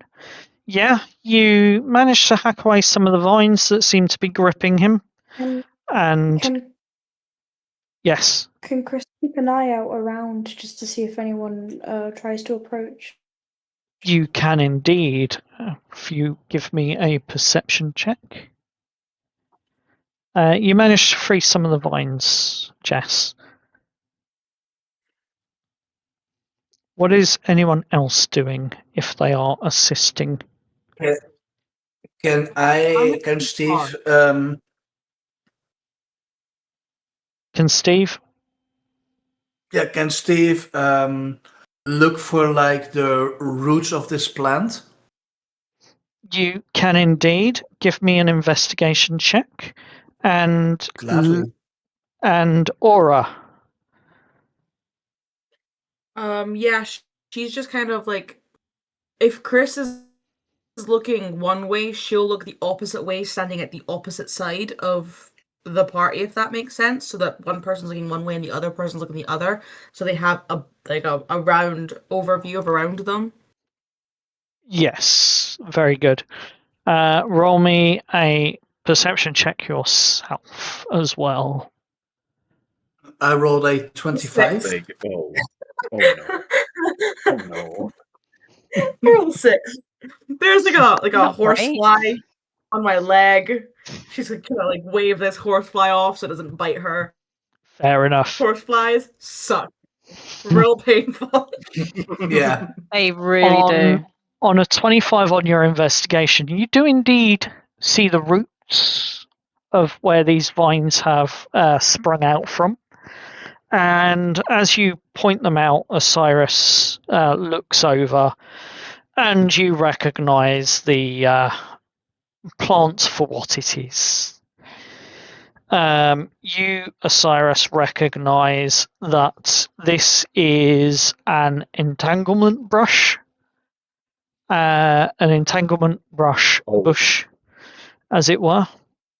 And its instinctive defensive nature is to essentially whip out some vines and wrap itself around anything that is running by that it thinks might be trying to hurt it. The vines themselves are ignored when it comes to hacking and slashing at it, because for it the vines would die off anyway after use. And it takes a little while for them to regenerate within itself. But this plant is semi-magical in that sense that it can regrow those vines fairly quickly, maybe a week or so. So it's not worried about the vines being hacked and slashed at, it's just itself. So you realise that this person must have been running through the field here with this underbrush and and plant and shrubs and what have you. And as they were running through, they may well have been about to essentially trample on this bush, which is the reason why it would have struck out with these vines. I'm going to let all this information know to the party. Cyrus, Every does this bit of it. plant regenerate? Yes. All right. Yes, it does. As Steve finds the roots, he's going to cast infestation on the roots. Have you haven't cast this spell before, have you? It's a cantrip. You still haven't cast this cantrip before, I have haven't casted it. No, that's right. you? Okay. So, bearing in mind that you are capable of casting the majority of the cantrips now without too much difficulty, what I would like you to do is Yeah. give me a good description of how, from your scientific perspective, this magic would work.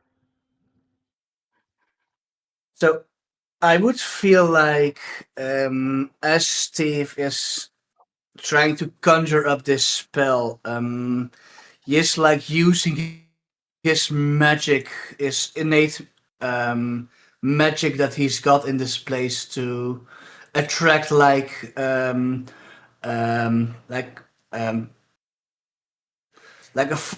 cloud of what are they called again? Termites. Oh, termites. Okay. Yeah. So you imagine this cloud of termites, as it were. Yeah. And using this in like a magical link with these parasites, because they are classed as parasites, he is going to concentrate on that connection and make that connection focus on the root of the plant. Okay. And essentially asking those parasites to bite through it. Okay. Roll your attack with that if they're for me. It's a saving throw. Okay, saving throw failed. Next. So it takes a d6 of poison damage. And I roll a d4 for a direction. So, like the plant is either moved north, south, east, or west. Okay. So essentially what I'm trying to do is move the plant in a way to make it let go of the leg. Okay. No, that's fine and fair. Roll your dice and roll your direction. Bearing in mind that he would be essentially laying west, just maybe 2 foot west of this plant. Yeah. That's 2 points of poison damage. Fair enough. And I will roll a d4 for the direction. Yep. One is north. 2, that's to south. Okay. So, south. It does move away. It does get pushed away. And the parasite itself, eating away at it, does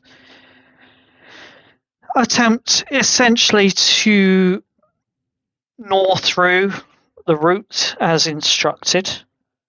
But rather than the thing moving, it's more a case of they successfully gnaw through the stump, as it were, of this little bush, and after a couple of minutes, you see it fall away, and the bush itself seemingly rolls slightly southward.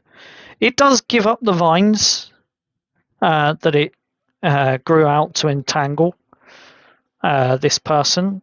The vines are still attached to his leg, but it's no longer attached to the plant itself.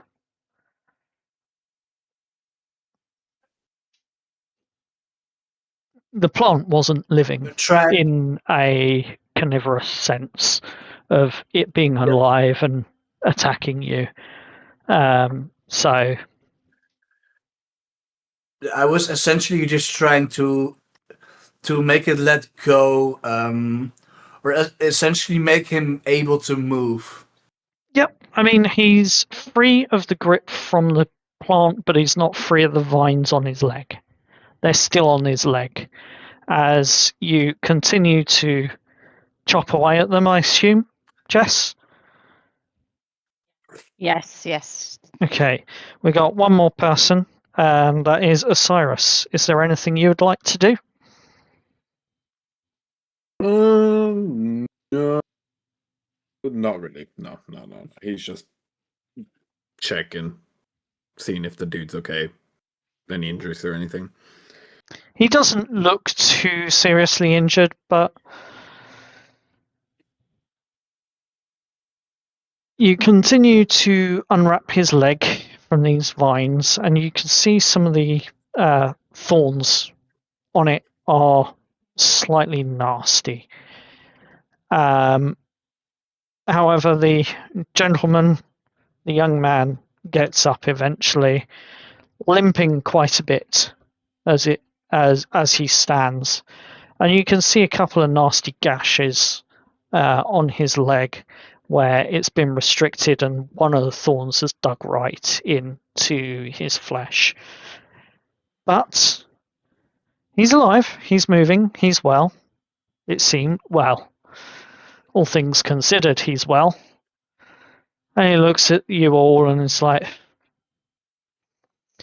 I don't know what I would have done. I've been here for a few hours now trying to get this thing off of me, and I just couldn't. Thank you. I appreciate that.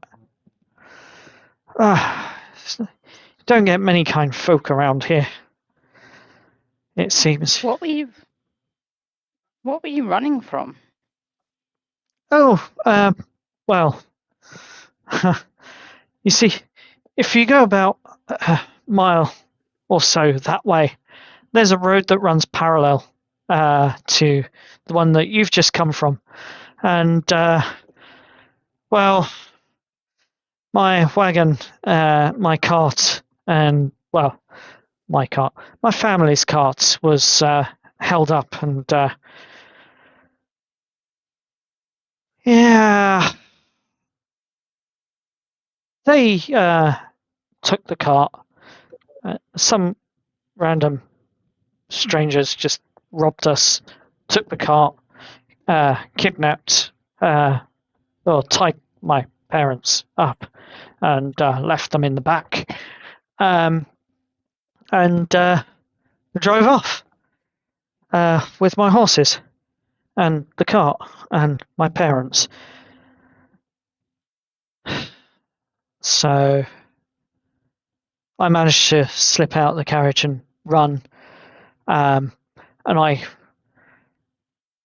just kept running, and then this thing grabbed me, and, well, now you're here.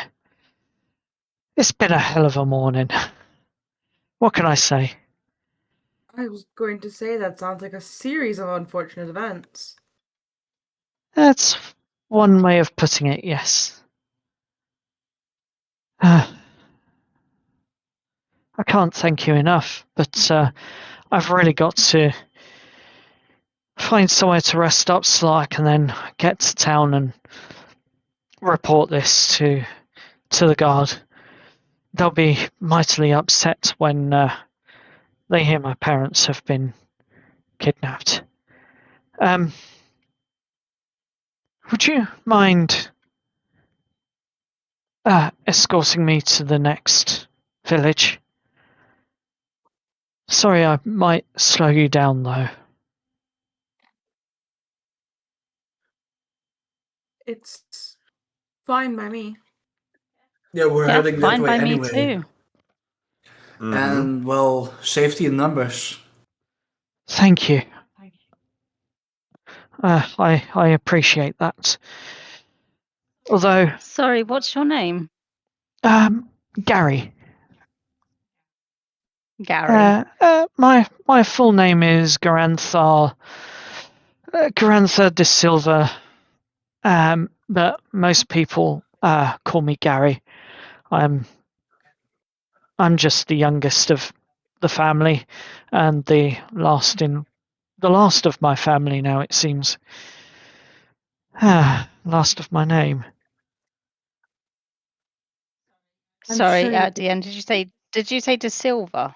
Yes. Desilva.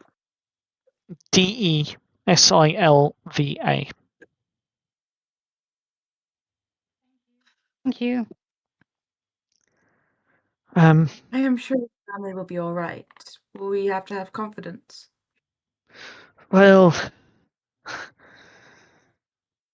there's certainly going to be a nice reward for their safe return, I imagine. But that won't happen until I can get back to the guards at Silver Lake Cities. Are your family notable for anything? Yes. But I'm not sure I should. It's not my place to say. That's all right, I'm sure. But I assume you're all sort of walking and talking as you're going along. Yes. Yes. But sinners, there's no. And he takes a quick look around. No prying ears here at the moment, and you have done me a favour. My family runs the Royal Goldsmith in town. In the centre, and yeah. Were they rich? Well, only in the sense of the amount of material we hold, but that material isn't ours. It's the royals. We're not rich. We're notable, and we are certainly well off, but we're not rich, I'm afraid. We're just rich in the amount of materials we have. Yeah. You do not need to explain yourself. It's all right. But if it's money that you're after, then, like I say, a reward will be put out when we get back to town. I think for now, getting you to the guards as fast as possible is going to be a priority now. Yes, but it's what, and he looks up in the sky and he looks at one of the trees at the side of the road and he looks at the shadow and makes a quick judgment on roughly where north is. Well, by my count, it's 5th bell of the afternoon now, give or take. So, sun goes down on the 7th bell, about halfway between the 7th and the 8th bell.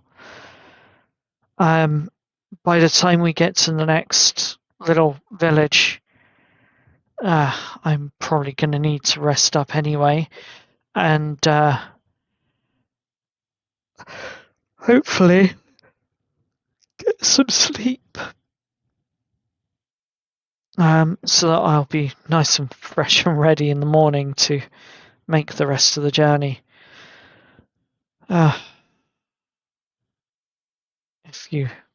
If you are willing to continue escorting me, I'm sure I can. And he starts fishing in a pouch that he has in his backpack, It's just something I quickly grabbed from the coach before I left. Maybe there's. Oh yes. It's not much, but I can maybe offer you a gold per day for the 2 days it's going to take to get home. Would that be compensation for your services as an escorting me home?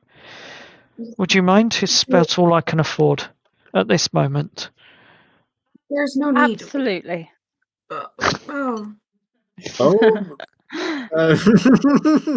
And like, Sorry, let's have a quick talk. Let's have a quick talk quickly. yeah, let's have a little Guys. talk in hushed voices.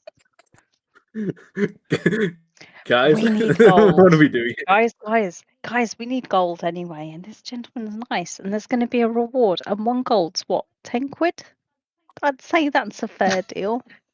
We can't just take all of the money that he has. He has literally been robbed. He has nothing. Take what he his has. family. His His family family- owns a goldsmith. I'm sure once he gets home, he will have plenty of money. His family may be killed for all we know. Okay, We hold can't- on. Let's pull this back quickly. This dude needs help, right? Let's help him first. And since there is going to be a reward for this guy's parents, let's not take his money. I'm saying we do need Fine. gold. I do agree with you. We do need gold. Fine. Maybe instead of taking his gold, we could perhaps help with the investigation. Yeah. There we go. And then Yes. we'd get a reward. Exactly. Then we'll Me. have at least a bit. Okay. Okay, fine. We'll do it your way. Thank you.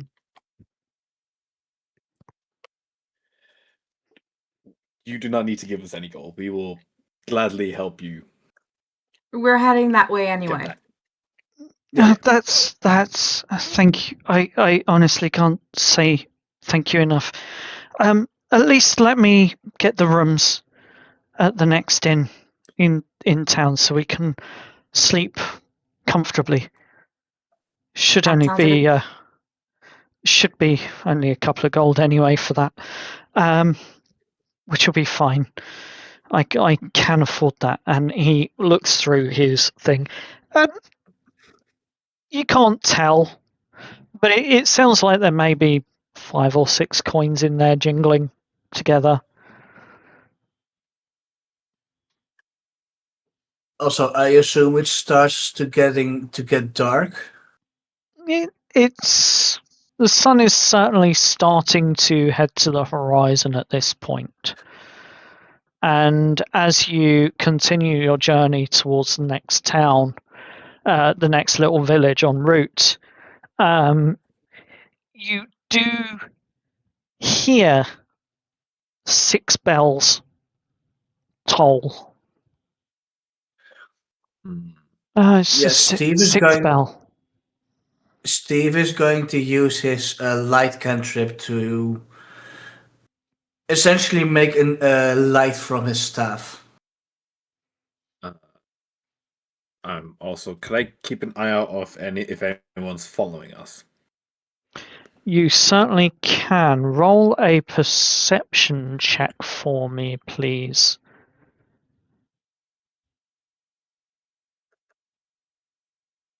Oh, come on, turn. Yes, it wasn't a 1. I'll take it. It's an 11. It almost hit a 1. I'm so happy. On an 11, you don't notice anyone following as such. The coast is clear, guys. No.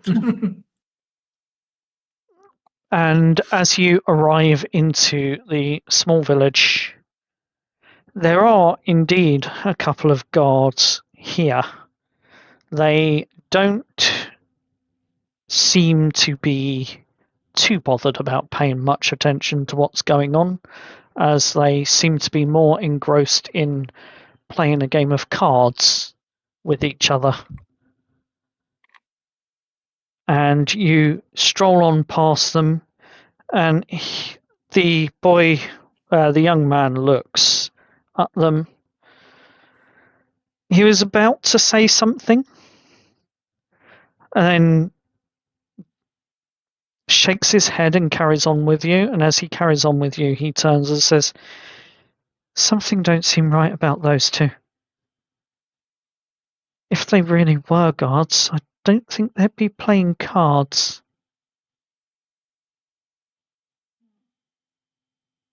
Do you think they're like Steve? Like wishes. Do you think they're bandits?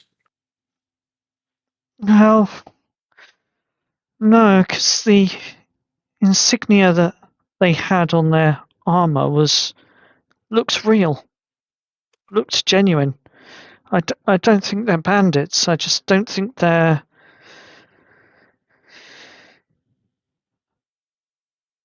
Maybe they've been assigned a small village because they're absolutely useless, and it keeps them out the way. Who knows?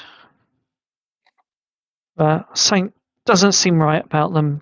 They shouldn't be playing cards. Not if they're supposed to be on duty anyway.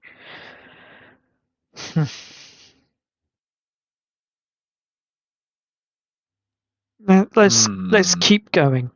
Let's keep going. The nearest inn should be just up the way. The Pail and Bucket, it's called.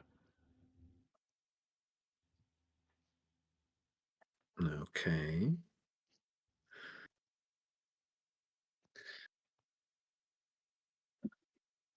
Or as quietly observing Mm-hmm.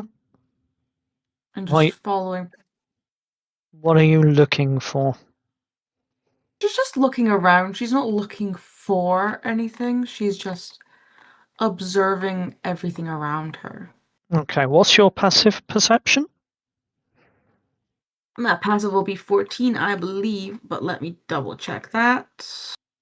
It's enough Yes, to, yeah.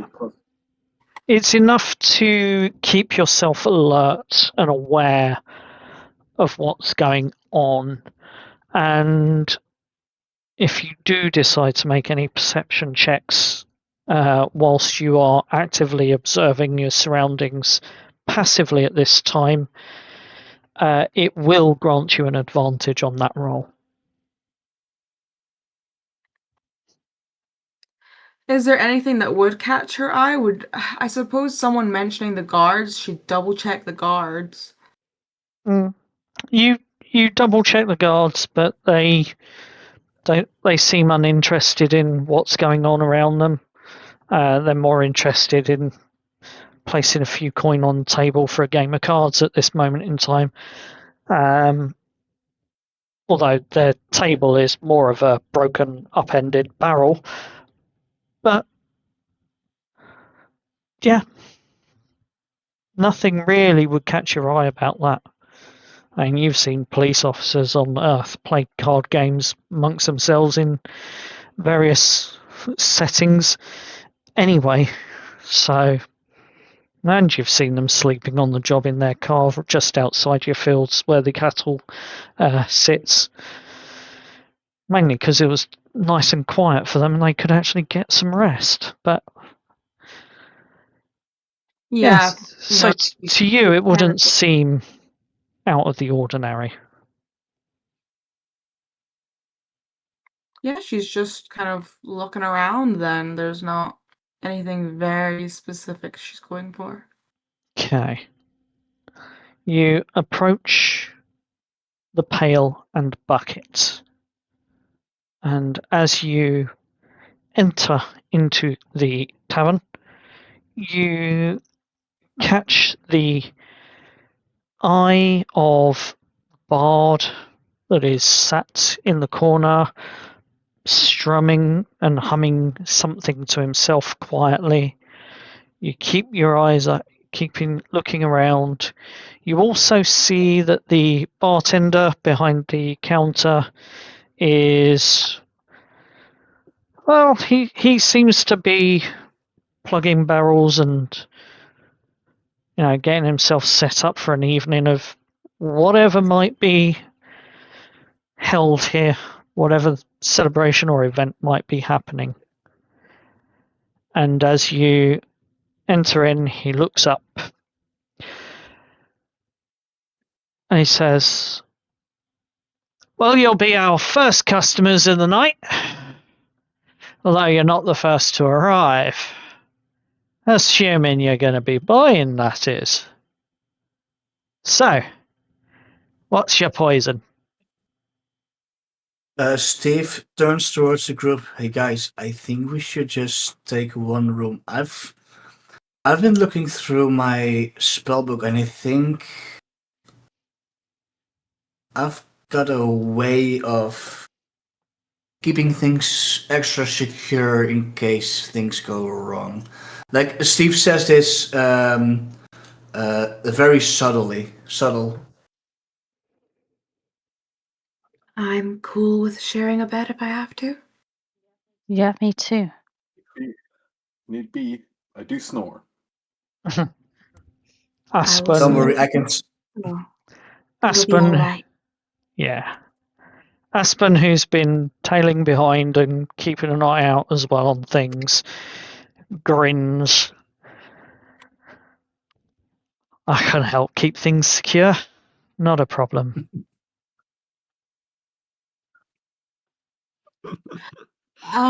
We were just looking for one room, your largest, preferably. Sure. We've got one room available upstairs. Yep. You want the large room? Okay. Yeah,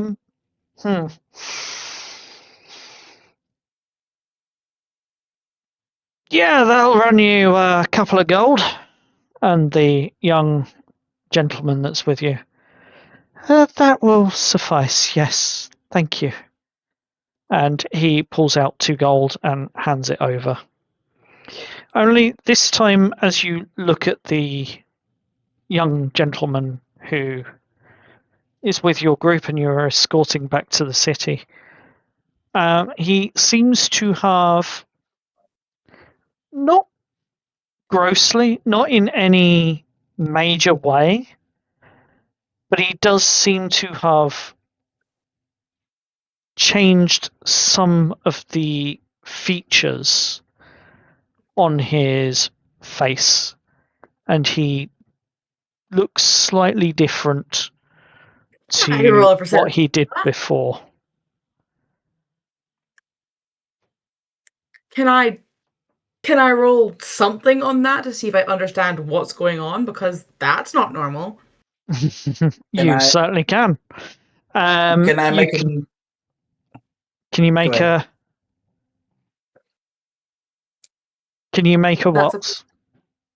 I was about to say, can I make like an Arcana check to see if I would know if it's any spell that he's using? Of course you can, and the same applies to Aura. You can also roll for a Arcana check if you wish. Would that be Arcana or Perception? Because do I still have advantage on Perception? You have advantage on Perception if you wish to use that. But what I will advise is that the advantage on Perception, you are more likely to be able to identify the differences rather than perceive what's happening and what's being done. Would be better. Okay, I'll risk it with Arcana. I shouldn't have risked it with Arcana. I'm gonna go for the Perception anyway because I don't pick up anything from a 6 in Arcana. Go for it. I think I got something. Oh, wow. 20 fucking rolls. Oh, damn. 13 for my Perception. Jeez. On a 13, you do indeed spot the differences. The eyebrows are thinner. The eyes have changed from a bluish color to a more hazily color, and his jawline seems to have widened out a little bit from the slimmer figure that his face was before. Over the course of the journey, or since stepping into this tavern or town, he does seem to have gained a little weight, shall we say. Not too much, but enough subtly that it's outwardly changed his appearance. Laura's gonna put a nice hand on his shoulder, slightly tight. Mm-hmm. Fair And enough. she's not gonna say anything yet, but she's gonna keep it there until she can have a conversation. And with your Arcana check, what did you roll again? 22. On a 22, you immediately recognize it from one of your spell books. He's cast Disguise Self on himself. Steve just nods and yeah, and just continues with the group going towards the room. He pays for the room, and are you all heading straight up there, or are you gonna enjoy a drink first?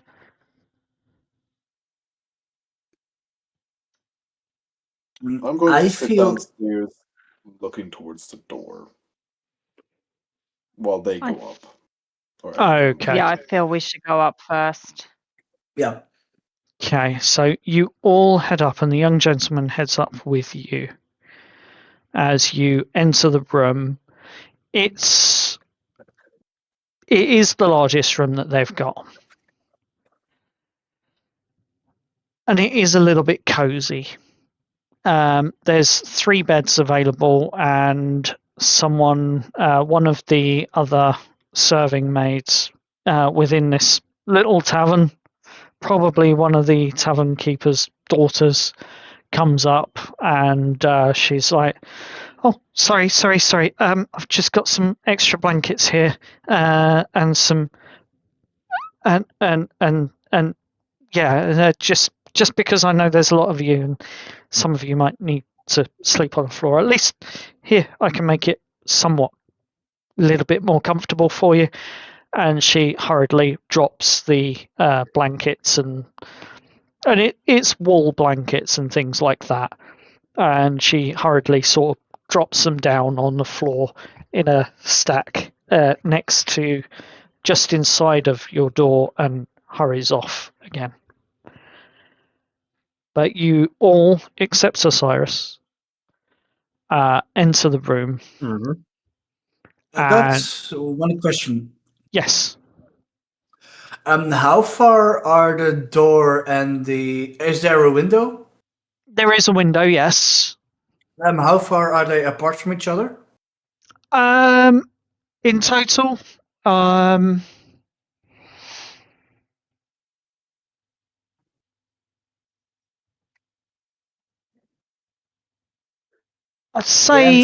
I'd say the entire circumference of the room might be, say, 15 by 30 by 50. 15 by 30. So right. it's That's perfect. Yeah. I would say if you're doing what I think you're doing, you should be able to comfortably do it. Yeah, I'm as soon as we get into the room, I'm going to cast alarm. Is that a leveled spell or a cantrip? It's a leveled spell, so I have to roll for it. You do, I'm afraid. And that's fine. It is a new spell. Mm-hmm. So based on everything and your recent successes in believing and doing and casting magic. The DC is lowered for your sense of belief over science. All right. So roll your wisdom check. All right. Believe in the magic. Plus my modifier, right? That's correct, plus your modifier. Let's say 22. Oh, easily does it. And that will actually be the last check that you need to make for magic, because the DC on that was 12. The next DC would be a 10. And for the most part, at that point, you're actually going to succeed on almost all of your spells. So, for leveled spells, Wesley, your character no longer needs to make those checks. Ooh. Can I describe what I'm basically doing? You can, but I also want you to level up.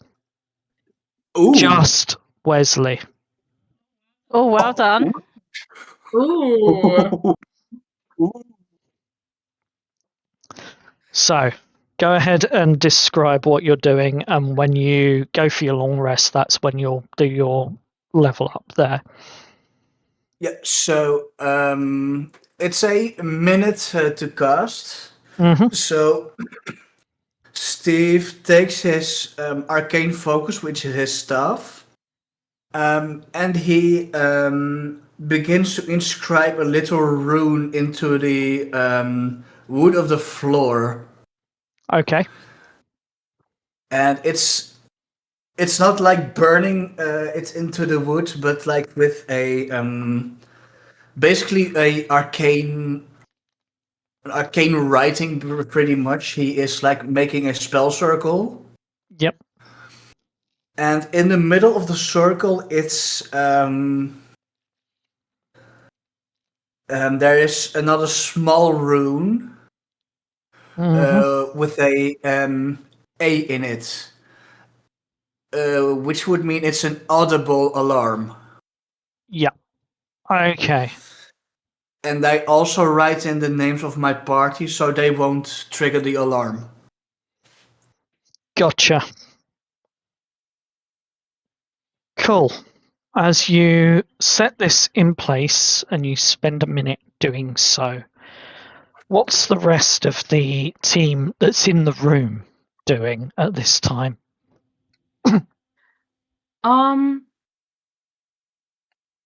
Aura's probably gonna try and communicate with her goddess. It's been a day. She has a lot of emotions, so she's probably going to silently pray in hopes that she can get some guidance. Knowing that Shantae is very vocal, at least with her, she's kind of hoping that, like, okay, this will give me some reassurance that I'm doing the right thing, or put me in my place if I am wrong. Okay. So, I would like you to make me a religion check, please. Blue Jays. Yeah. And what is Come on, Jess? You got this. Come on. Thinking about I don't. 14. You say your prayers. You spend about a minute saying the prayers, and I'm going to get you to recite or tell me what you're saying in a moment. But you spend about a minute saying your prayers, and during that time, Steve is casting his rune for the alarm spell on the door and window. But what is it that you're asking of Shantae?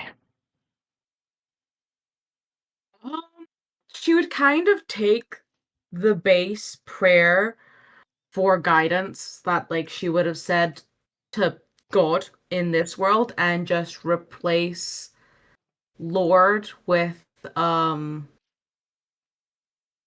probably Mother. is the way she'd go for it, like Great Mother. That's kind of Okay. the vibe. So, like, Okay. dear Great Mother, I come to you today seeking your guidance and direction. I surrender my own plans and desires, asking that you take the full control of my life, my work, and my relationships. I'm asking you to tell me where I am going wrong and to tell me where I am going right, and to help me understand my situation. Okay. As you say these prayers, you don't hear any voices. You don't feel much at this moment. There is a slight murmur, as it were, in your heart. But that's about all that you get from it at this time. You feel that your prayer's been heard, though. Your request for guidance has been heard. But as of yet, an answer hasn't been received. And that little She'll take murmur. that as she's correct, that she's doing the right thing then. If there's no intervention and she knows the goddess can intervene, she'll take it as okay, I'm definitely in the right here then. I'm not doing anything wrong, otherwise she'd intervene. That little murmur that you felt, though, it kind of feels like even after you finish, it's still there. It kind of feels like you're on hold, as it were. If you were on the phone, you would be on hold. Except it's not unpleasant, and it's not music, or smooth jazz, or classical music. It's just a feeling of be patient and wait. Please hold on. The goddess will be with you shortly. You are number 3 in the queue. Oh no, please! That is getting clipped. Oh God no! help that. God damn it. She's gonna take this feeling, and I'd like to try and cast something. Go Because for it. obviously she feels goddess's presence. She'd take something. I don't know. A pillow. Mm-hmm. That's all I can think of. I'd like to cast light. Yep, you can do that, I believe. It's not something I've cast before. Yes. And it's a cantrip, so I don't know. Yep, that's absolutely fine. You can cast light. You sense the goddess is with you, just not answering you just yet. Maybe, who knows why. But yeah, you can cast it. And you do cast it. She'll turn around to the party and just like hold this glowing pillow and be like, "Oh my god, look at it! It's glowing!" You see, as Steve is doing this ritually, he gives like a big thumbs up. She's still right. She's gonna be able to do that. Mm-hmm. And what is Jess doing at this time? Jess, being the creature of comfort that she is, she's going to make a beeline straight for one of the beds. Fair enough. As you do. They're not the most comfortable of beds, but they'll do. It's much better than sleeping rough on the ground.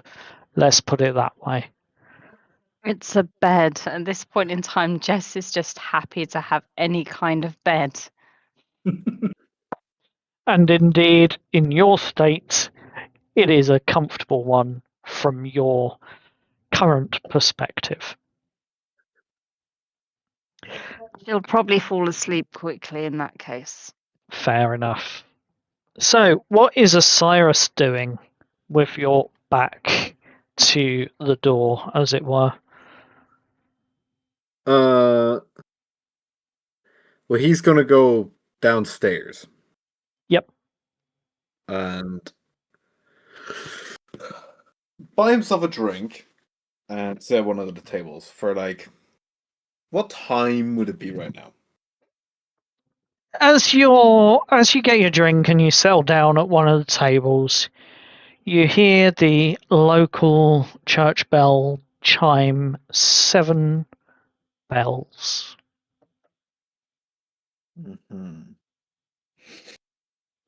Pretty late. Right. Well, that's the 7th bell, which means you got 1 hour to all your drinks. And all right. you He's gonna see spend- a small surge of people head towards the bar. He is going to stay there for the rest of the hour, possibly a little later, but not too much to incur exhaustion penalties. Please do not make me do that, please. As long as you get 8 but hours he's sleep, going- you're all good. Okay, well, he'll try his best, you know? Little night owl rat he is. He's going to get a drink, sit at one of the corner tables, and kind of watch both the door and the stairs going up for at least like an hour or two. Fair enough. If someone goes in the direction of their room. As you're watching the stairs, the only people that seem to be going up at this time are basically what the 2 daughters that are behind the bar with the tavern keeper. During the course of the hour, the bar does fill up with people, and the musician that's sitting on the far side picks up his little viola, whatever it's called, viol, and starts playing a few tunes. A couple of them, yes. Fiddle. Is that what you said? Yep. Okay. Yeah, basically. Is that what you're looking for? Yes, that was what I was looking for, but carry on. Anyway, he starts playing a few tunes. A couple of them are sort of shanty-like tavern pleasers, as it were, stuff to get the crowd going. Nothing really of too much interest until about halfway through the second hour, as it were. And then the bard picks up his fiddle after a few minutes and says, "Righty, well, not one for ballads, but I've been instructed by my teacher and great grandmaster of musics that I have to play this little ballad in order to, prove that I'm a good musician. And don't worry, it's not a long one, but it is a tale of a group of heroes who mysteriously disappeared and came back somehow. And it's at this point you can hear the tavern is starting to look up and boo him slightly. This is not a little. The village folk here don't want to hear that sort of shit. They want to hear. Yeah. They want to hear the shanties, and they're starting to boo him. He's getting a bit nervous, and he's like, "All right, I won't do it here. Fine, I'll save it for the city when I finally get there. What do you want to hear then? How about the wench and the wench and the hound? And you hear a cheer growing up from the rest of the crowd, and it returns back to its bubbly, jovial atmosphere it had prior to the break and the ballad incident, as it were. Mm-hmm. Right. You do notice, Wonderful. Osiris, if you give me a perception check, please. But you do notice You know what? the room is getting fuller. You know what? I will absolutely not fucking know. Wow, not one. Great. Bye, guys. Bye. You do notice that the bar is filling up somewhat at this moment, and it's getting hard to distinguish different people from different groups. It is getting a little bit packed. Seems like a lot of the farmers have come in, and apart from that, you don't really notice anyone or anything, and you feel that it's probably time to get upstairs before the bar overfills, as it were. No, he'll go upstairs. Not much happening except for excitement, I'm sure. No, but as you get upstairs and enter your room, you hear all of you in the room hear a shout from below your from downstairs, essentially. And you start hearing a couple of bottles getting smashed, like tankards getting smashed, glass ones at that, and over the heads of some people. And there's a little bit of a fray, and you do hear a crash of a window. And then it suddenly, happening. and then it goes quiet. Shortly after that.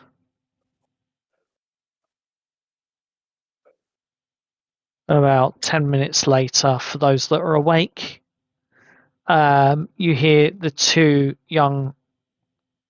daughters of the barkeep coming up the stairs, and you hear one of them saying, "Well, that was fun. I'll teach him to grope me. That'll teach him." Ooh. And the other one giggles. He's like, "Uh-huh. Especially love the way you threw him out the window." Period. And then door slams shut. Door slams shut behind the two girls as they go into a different room, probably for the night.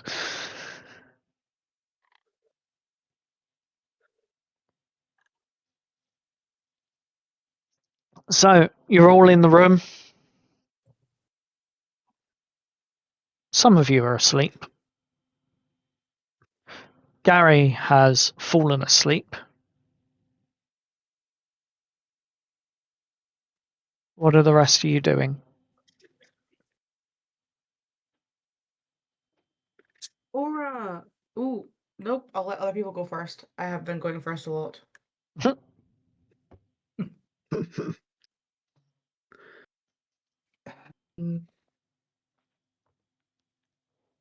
Do you want to go first, Osiris, or? I'm trying to think. I don't think he's going to keep that to himself for now. All right. Maybe. Can I do something then?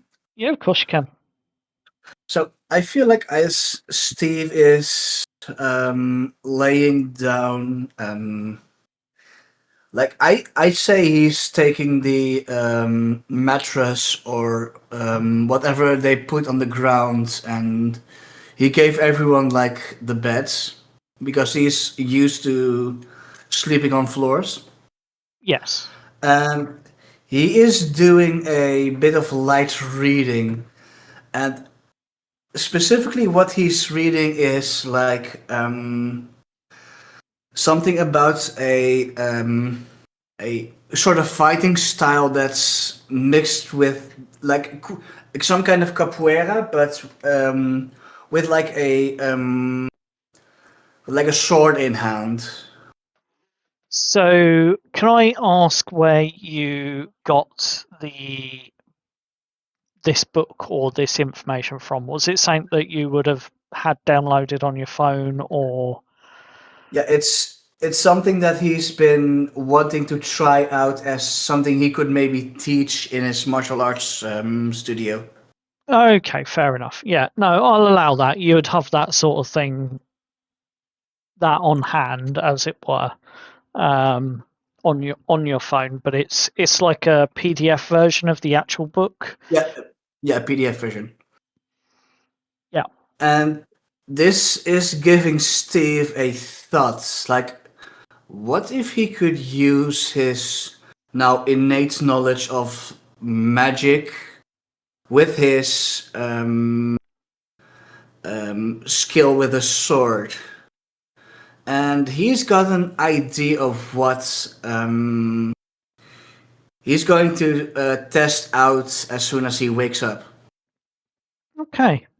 So you, having done maybe an hour or so of reading, then hit the sack, as it were, and you get yourself off to sleep. What's Jess? Jess has gone to bed. What is Aura doing then? She's once again gonna say her goodnight prayer, kind of look outside the window for a bit and pray. Mm-hmm. How long does that light cantrip last, by the way? Not that long, I don't think. Okay, I will check. It may have faded by now. An hour. It lasts an hour. Okay, it So- fades at the end of the hour then. Mhm. So you say your goodnight prayers? Yeah, just kind of once again saying, like, if there's anything, just let me know. Because I kind of have no idea what I'm doing. Please help. Okay. And then she'd probably stare out the window for a little bit. It's difficult for her to fall asleep having so many humans in the room and not as many animals in the room. Yep. Understandable. So she'll stare out of the window for a bit until she gets tired enough that she'd know she'd fall asleep and not just roll around in her bed for 5 years. Yeah. And then hopefully have a peaceful night's sleep. One can hope. One can hope indeed. And what is Osiris doing? He's just doing a little bit of contemplation with everything going on. Thinking about telling the party about his fun obsidian ow! Owie. His fun obsidian little handle. Yeah, as you're contemplating it, you do notice that, or you realise as you're contemplating that it may have had a slight reaction in itself since picking up those shards. It's not something that would have been